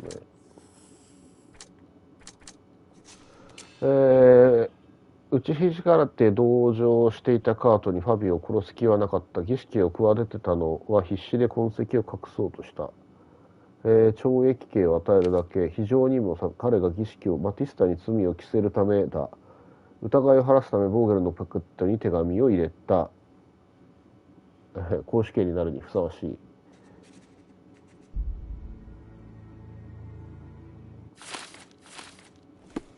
よし。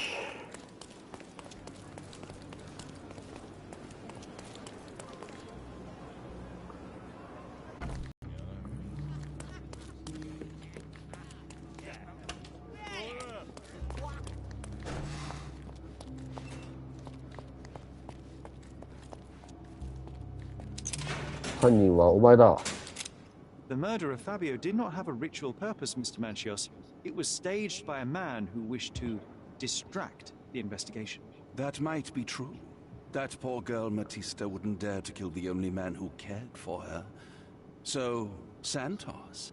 Mr. Pinchetti snatched at the chance to solve his problems. Ungrateful little scum. Will he be executed? But what for? He informed the police as to the crime, that was all. He couldn't stage the ritual, but he found the body, I believe. I can't believe it. Why did Werner do it? Mr. Vogel. He had no reason, and he won't be a scapegoat as you plan. You put Fabio's letter in his pocket when he was intoxicated, didn't you? You can't be serious. We can very often deduce someone's life by their shoes, or their fingernails. You are a meticulous person, but this murder was fairly traumatic and filthy. After you stabbed Fabio, you were covered in blood.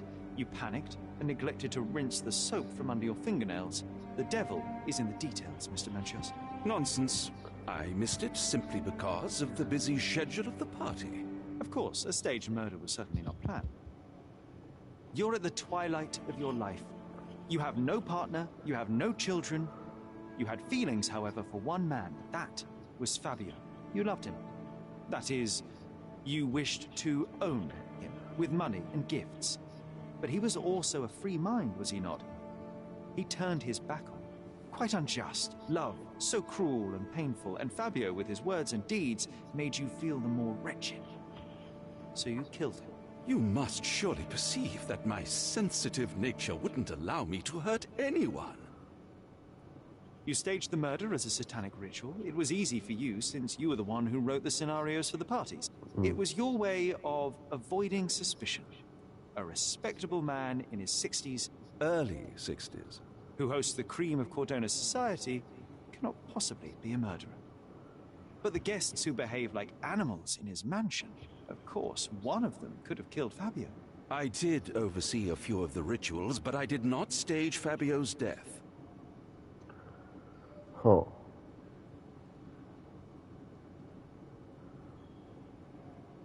The young performer played with your emotions. That was painful to realize. You spent so much time and effort to be with Fabio, but he didn't respond in the way you would have liked. You wanted to be loved. Fabio shattered your dreams. In the smoking lounge, he teased and mocked you. He wanted you to suffer by offering himself to others. The deception was unbearable. You struck him, and then you staged the ritual. You planted the letter in Vogel's pocket and attempted to set up Matista. What poppycock? Sherlock, stop this game now. There is no stop word, Mr. Manchios. Relax and enjoy it. I'll pass the remainder of this case to Constable Oswald. He'll know what to do with you. これがやっぱり一番もっともらしいな。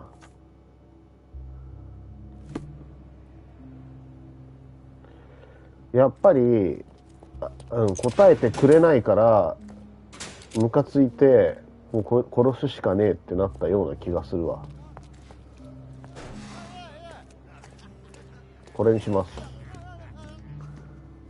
I have a name for you. Kurt Manchios. Is that so? The master of the Sabbath? The man himself. Mr. Manchios couldn't stand to lose control over his lover. A deadly revenge that deserves a proper sentence. I have all the evidence to charge him. A degenerate and a murderer. I'll make a name thanks to that for sure. As for my part, not everything was in place. Perhaps some documents were transferred somewhere else, but I couldn't find a trace of them. Then I remembered. The discarded document drawers where we put the lost papers or the badly labelled ones. Including the crime scene report of Violet Holmes's case. Everything I've found is on the desk here. Take it. Your persistence has saved me. Yeah, well, we had a deal after all. Your friend is free then. You can leave. Good luck, Constable. おお。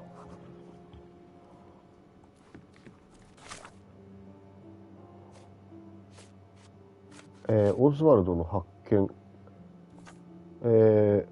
見つけた。警察の記録庫の机の上に残してくれた。これか。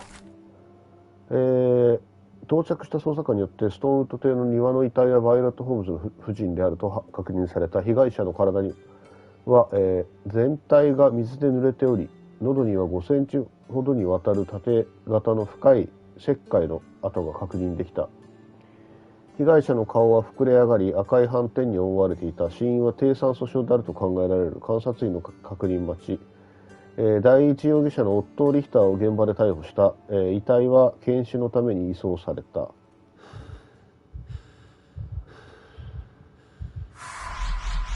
よ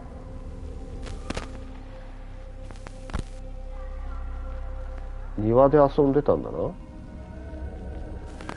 で、東屋と玄関、扉、暗い。The garden. There's a garden behind our manor. Oh. How could I forget? That's where it all happened, where it all went wrong. Sherry, it looks like you've almost found what you wanted. はい、これか。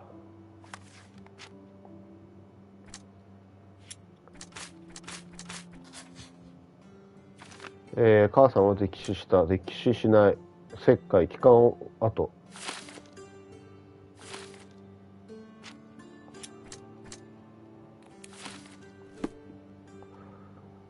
なるほど。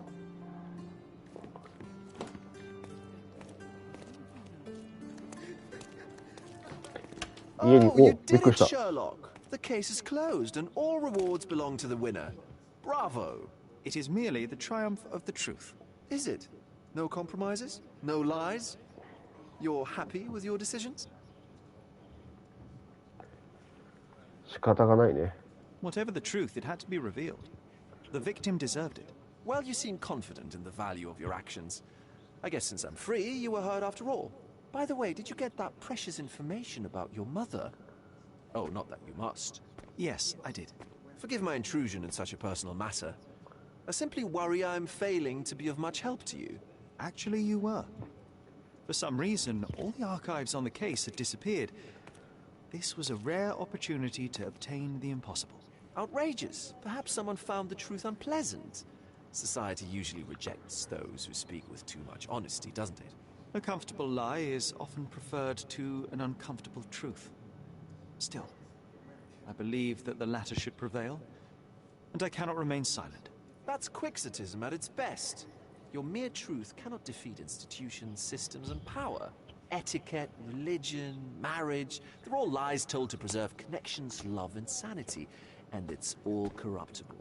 Lies destroy human dignity.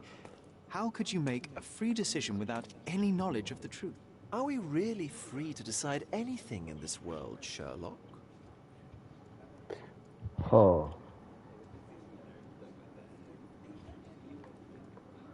Oh yes. It's a struggle, but yes, we can make our own decisions. That's what I fight for. What an endless fight it is.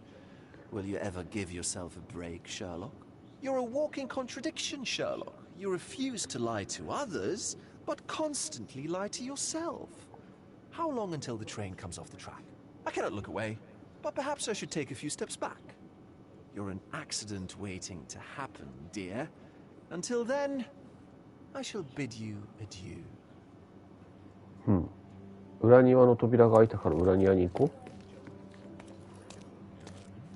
う。あいついなくなったんだな、そういえばな。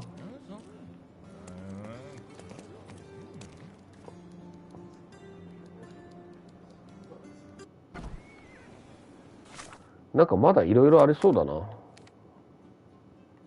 なんかこっちの方とかロケーションポイント出てくるけど何もないとことかあったしな。よし、裏庭。裏庭。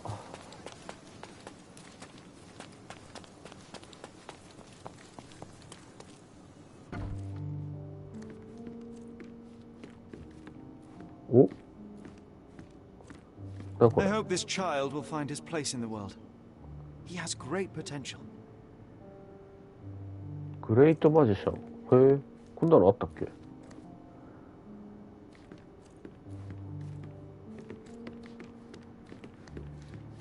あ、ちょっと一旦保存しとこう。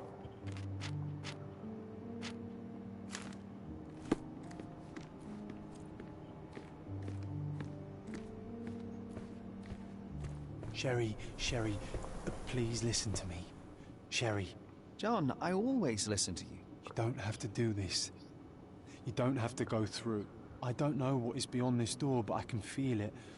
Buzzing, angry, like a fly at the window. I know. I can sense it too. You locked away this memory for a reason. There is only pain here. Pain?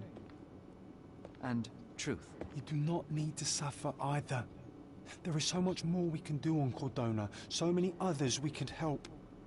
There is no coming back from this. Huh. John, my animum, my brother, there is nothing more important in this moment than this truth. I know you fear for me, but my path was set long ago. I can no more step off it than I can ask the avalanche to roll back uphill. Just please be careful, Sherry. I love you. Quite. Come on. Quite. We'll go together.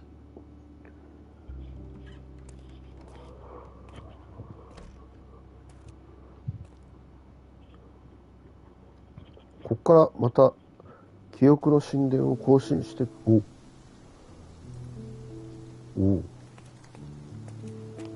Why didn't I remember we had such a big garden? Maybe you forgot it for your own good.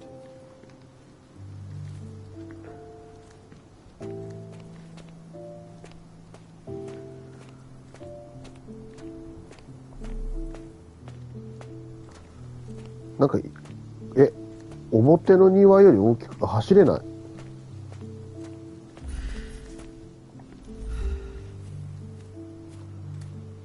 おう、なんかいろいろある。木馬。ああ、噴水となんもないな、こっちは。水の音がする。川が流れてるのかな。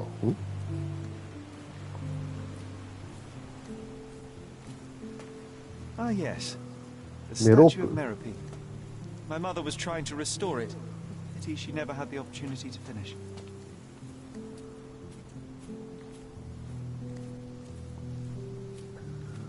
はあ。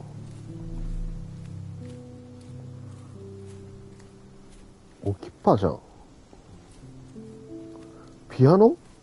何これ？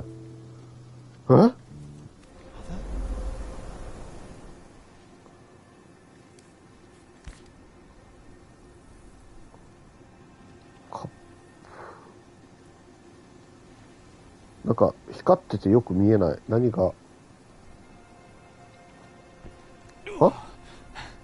連打してたら飛んでっちゃった。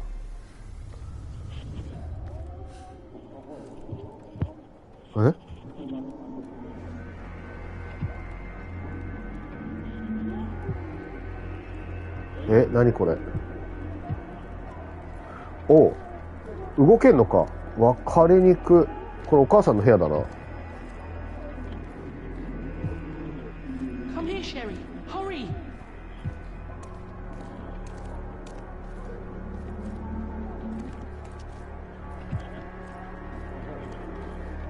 なんか言い争ってる。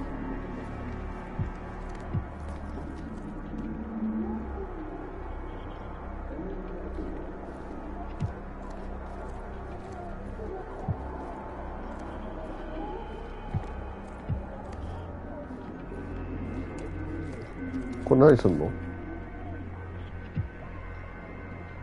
これ取れんのか？これで母さんを落ち着かせられるぞ。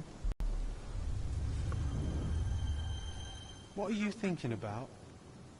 Is everything all right? 飲ませたの？ What are you thinking about? Is everything all right? 僕はそうとして子供時代。はい。ようやくリアへの扉、疑問に対する答えが待っている。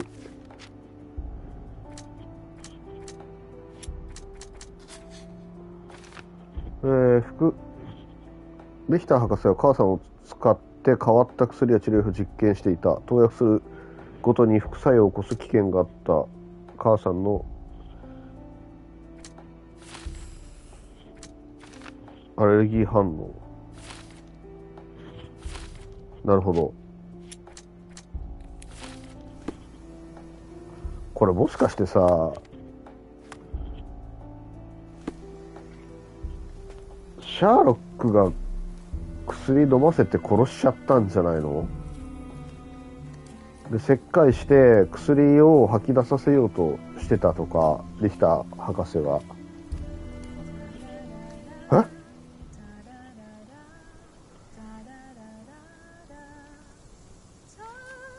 だからこそマイクロフトは秘密にしたとか。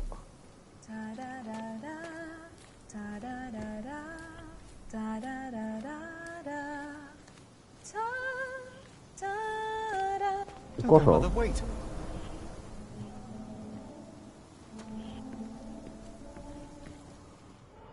な、これ。I remember this artifact from Mother's collection.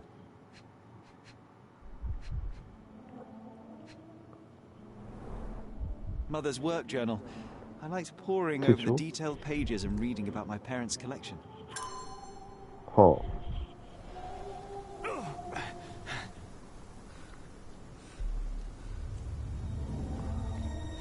また記憶のあれか。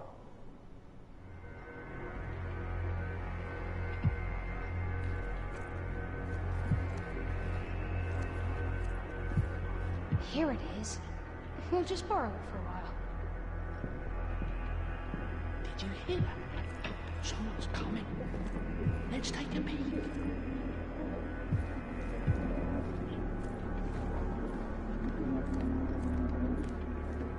You call this progress? Charlotte, amateur. I'm not letting you anywhere near my mother again. Any result is progress, even if it is a worsening of her condition. It informs my... No. I have made my decision. She must be sent to a legitimate medical facility. I will not let her hurt Sherlock. What? Master Holmes, you do not understand. That will be all. I expect you to have left the house by week's end.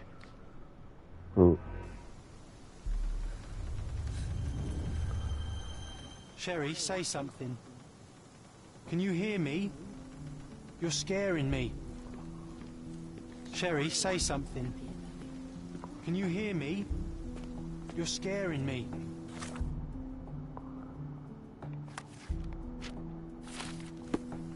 Sherlock, I'm here. Come closer. Sherry, come here, darling. Coming, Mother. This was for my mother, wasn't it? I remember how we came to the garden for a breath of fresh air.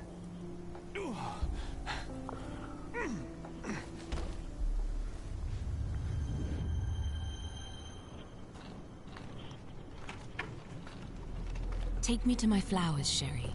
They must already be in bloom. As you wish, Mum. I bet you missed the fresh air, didn't you? Terribly. The sun is far brighter than I remember. But I like it. We can walk each day from now on, if you want. That would be wonderful.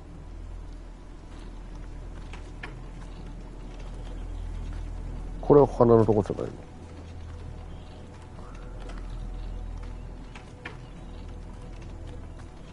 Just look at them. The stars of the earth. Even the sky must be jealous of their beauty. Indeed.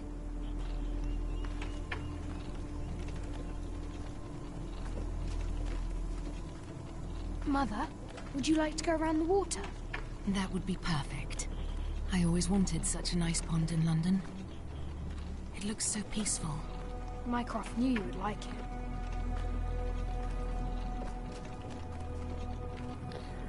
it. We should put some fish in it, don't you think? How about some carp? That's a nice idea. これもしかしてシャーロックが外に連れ出したことで窒息しちゃったの? Let's visit your father's tree. It grows so fast, just like you. We could even build a tree house in it. Yes, Sherry.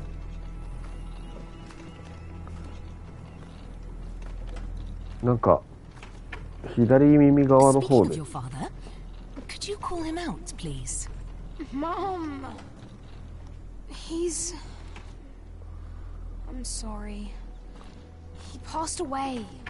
He's gone. No, he's not. I'm telling the truth. Did you forget again? No! Don't you dare say such things! You are a liar like all the others! Mother! Don't call me that! You aren't fooling me! No! Mom, it hurts! My son would never lie! Mom, stop! Who are you? Reveal yourself! Please, stop! It's me, Sherlock!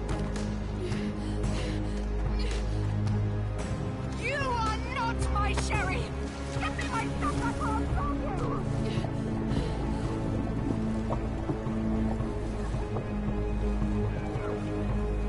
Huh.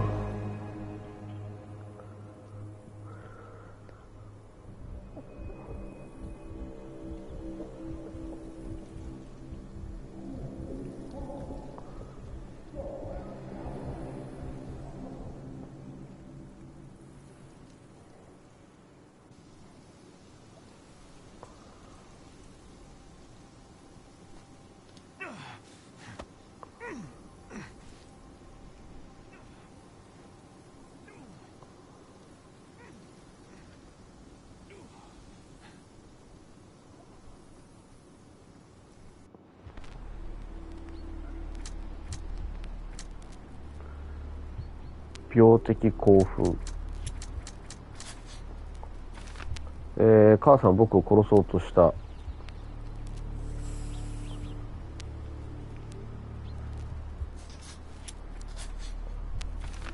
マイクロフトはリヒター博士を糾弾した。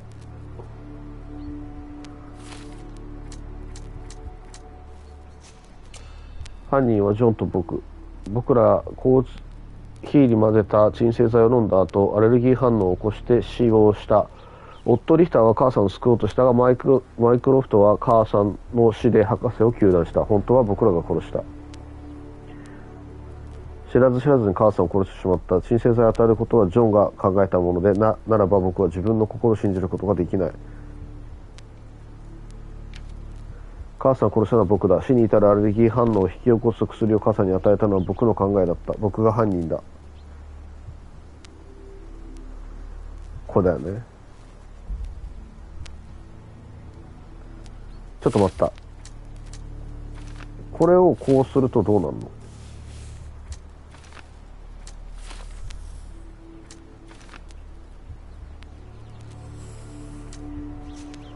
は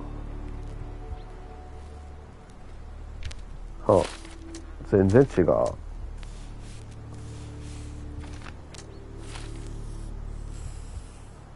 違う。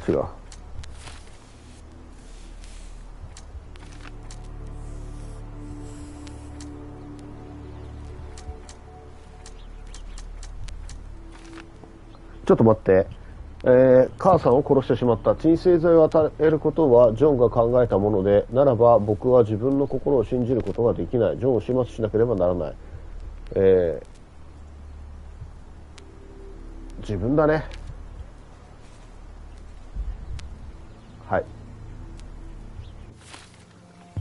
Sherlock. Can you hear me? Come on, wake up.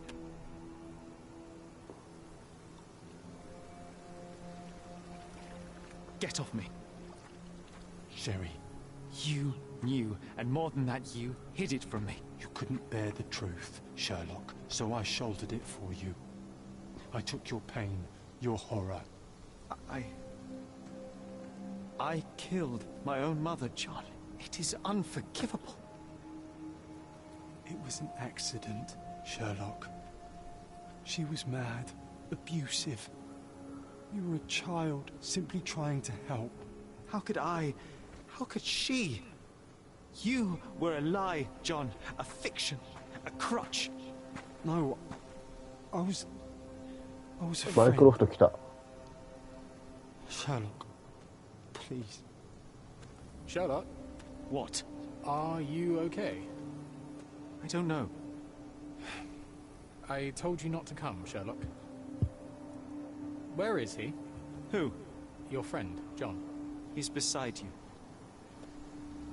Was all this worth it? Is he worth it? Why is he here? I think, in his own way, he was trying to protect me. A truth I couldn't bear. But now I must face it. 消えた。There is only one thing to be done. What are you talking about? To expect adherence to the principles of truth and justice, but to fail to hold oneself likewise accountable, it would be hypocrisy. My mother died by my hand. I must turn myself into the authorities and face the consequences of my actions. The consequences of your actions? You were a child. She did this to you, not you unto her. You are throwing your life away in an act of moralistic vanity. Think of all you could accomplish for our nation. This is where we differ, Mycroft. To you, the ends justify the means. To me, the means have decided the end. The truth is the truth. Fine, Sherlock. Walk yourself into the police station and pray those men you oft embarrassed hold no grudges. If you're lucky, they'll simply exile you. If not, I'll see you in 20 years.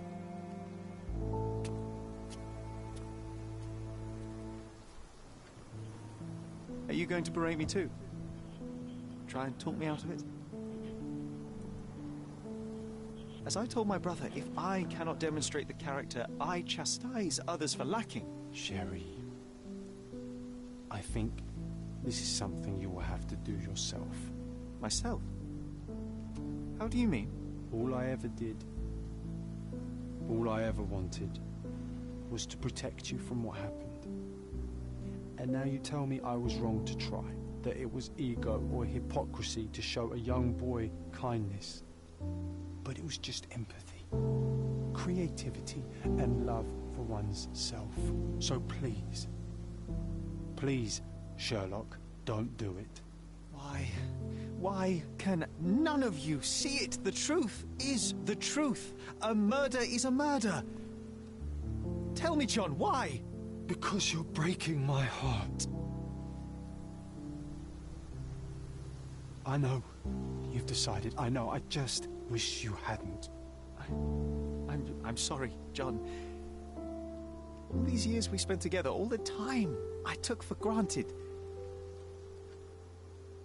You'll always be a part of me. No, Sherry. That's the point. I don't think I will.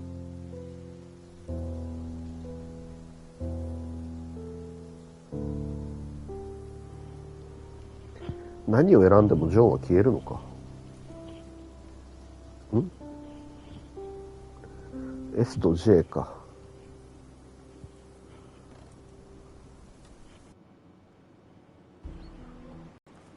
物語の終わりのトロフィーを獲得。うわ、絵が綺麗。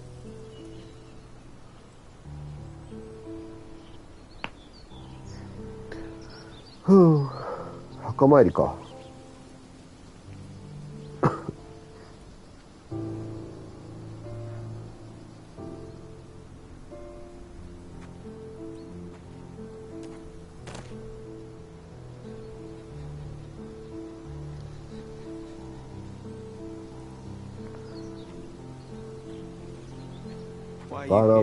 Closure, I suppose. And to help a friend. You and I are not friends. In a race between the thawing of the ice caps and our friendship, I would buy a boat.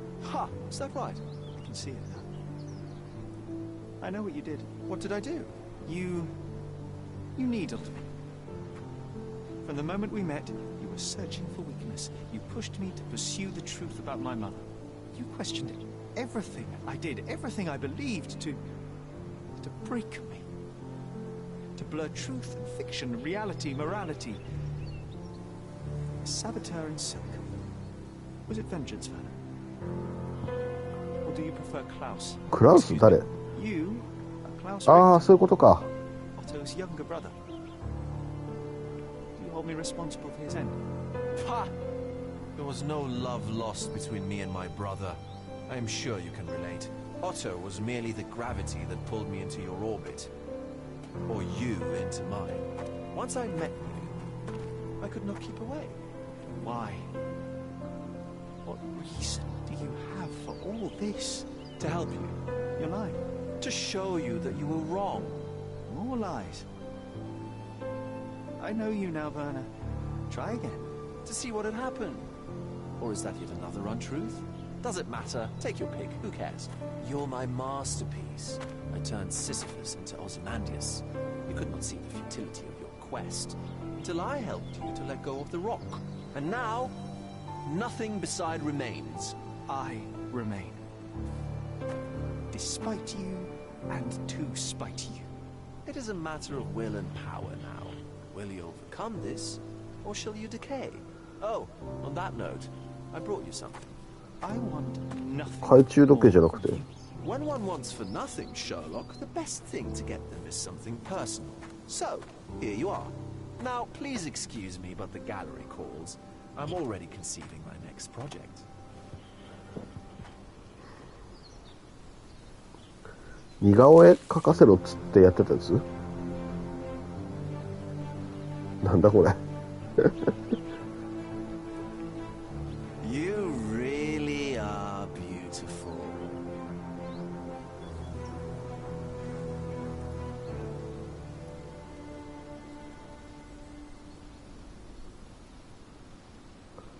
I was prepared to take responsibility for my actions, but again my brother conspired against me. A little diplomatic pressure and the trial was dismissed. Instead, I was exiled from Cordona. Freedom never tasted so bitter. Another perversion of justice at Mycroft's hand. With no means, no home, and no purpose, I returned to London. I enrolled at Cambridge University, but few lectures held my interest. I prefer to spend time alone at the hospital laboratory, pursuing truths in chemical form. No one there questions my choices. I have begun to attract a desperate clientele, men that skulk after me pleading for answers to their simple mysteries. At first, the distraction was unwelcome. Now, I find myself avoiding it, lest my mind drift back to the island, to Mother, to John. What was her life worth? How many adulterers and petty thieves will it take to make it right? In anything?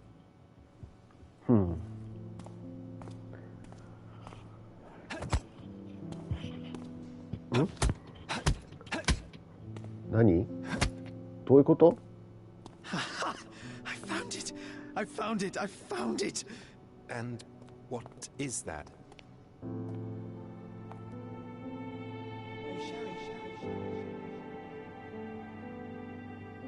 John Watson.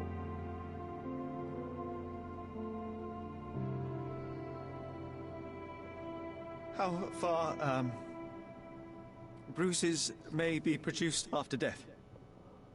How are you? You have been in Afghanistan, I perceive. How on earth did you know that?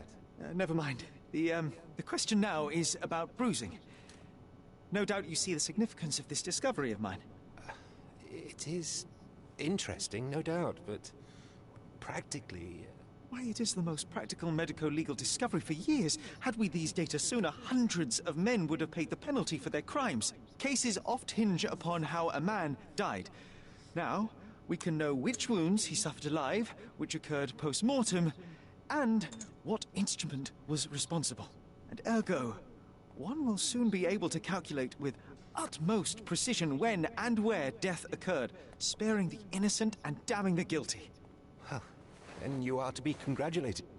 Indeed. But, you came here on business. Correct again.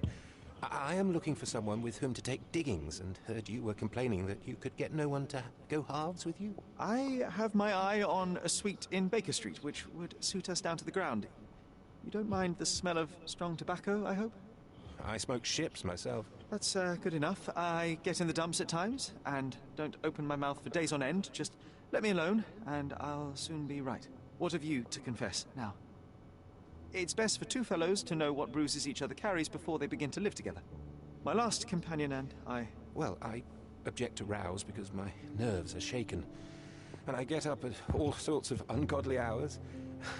And I am extremely lazy. I have another set of vices when I'm well. But those are the principal ones at present.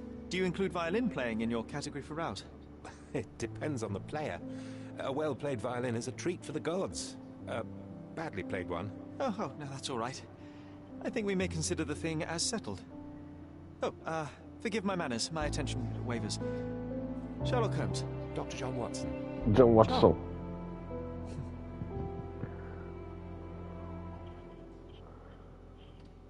なるほど。始まったよ。シャーロック・ホームズが。なるほど。へえ、面白かった。なるほどね。なんか今回のやつは、なんだろうな。事件を詳細に追ってくっていう感じでもなかったかな。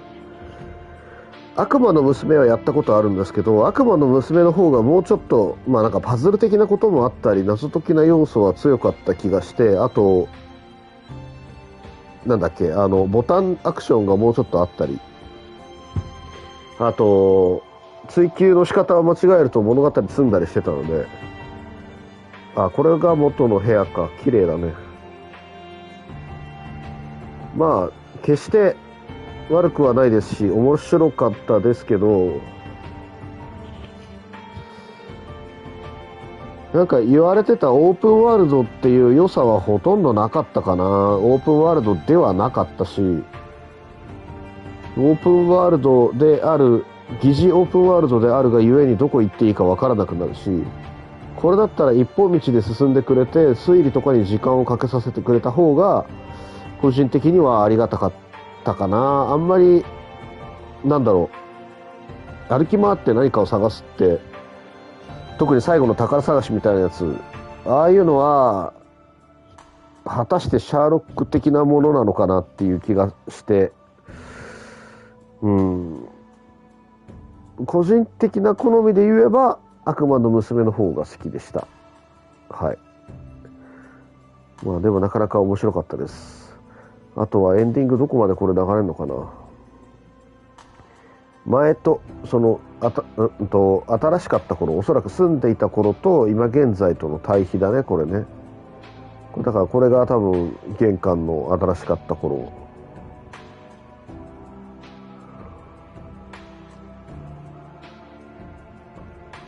でもうちょっとすると今現在の古いシャンデリアもこんな綺麗だったんだな。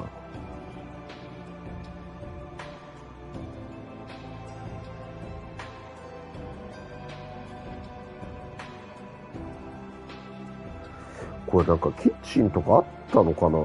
ダイニングも見当たらないし、どこで飯食ってたんだろう。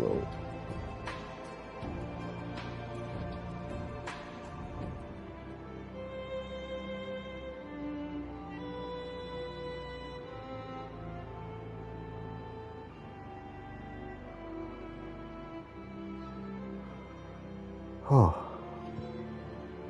あ、あれ玄関が新しい、今現在のにならなかったね。これ裏庭かな？表じゃないよね。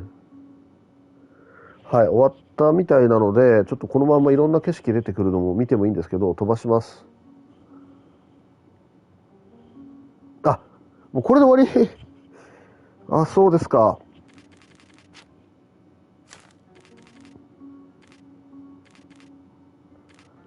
はい。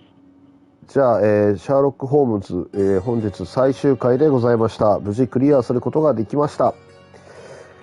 また、何か別のゲームで、バイオリン弾いてる。また何か別のゲームで配信始めたとき、タイミングがありましたら見に来てくださったら嬉しいです。後日見てくださった方、コメント等を残していただけると嬉しいです。それでは、シャーロック・ホームズチャプター1、これにて終了です。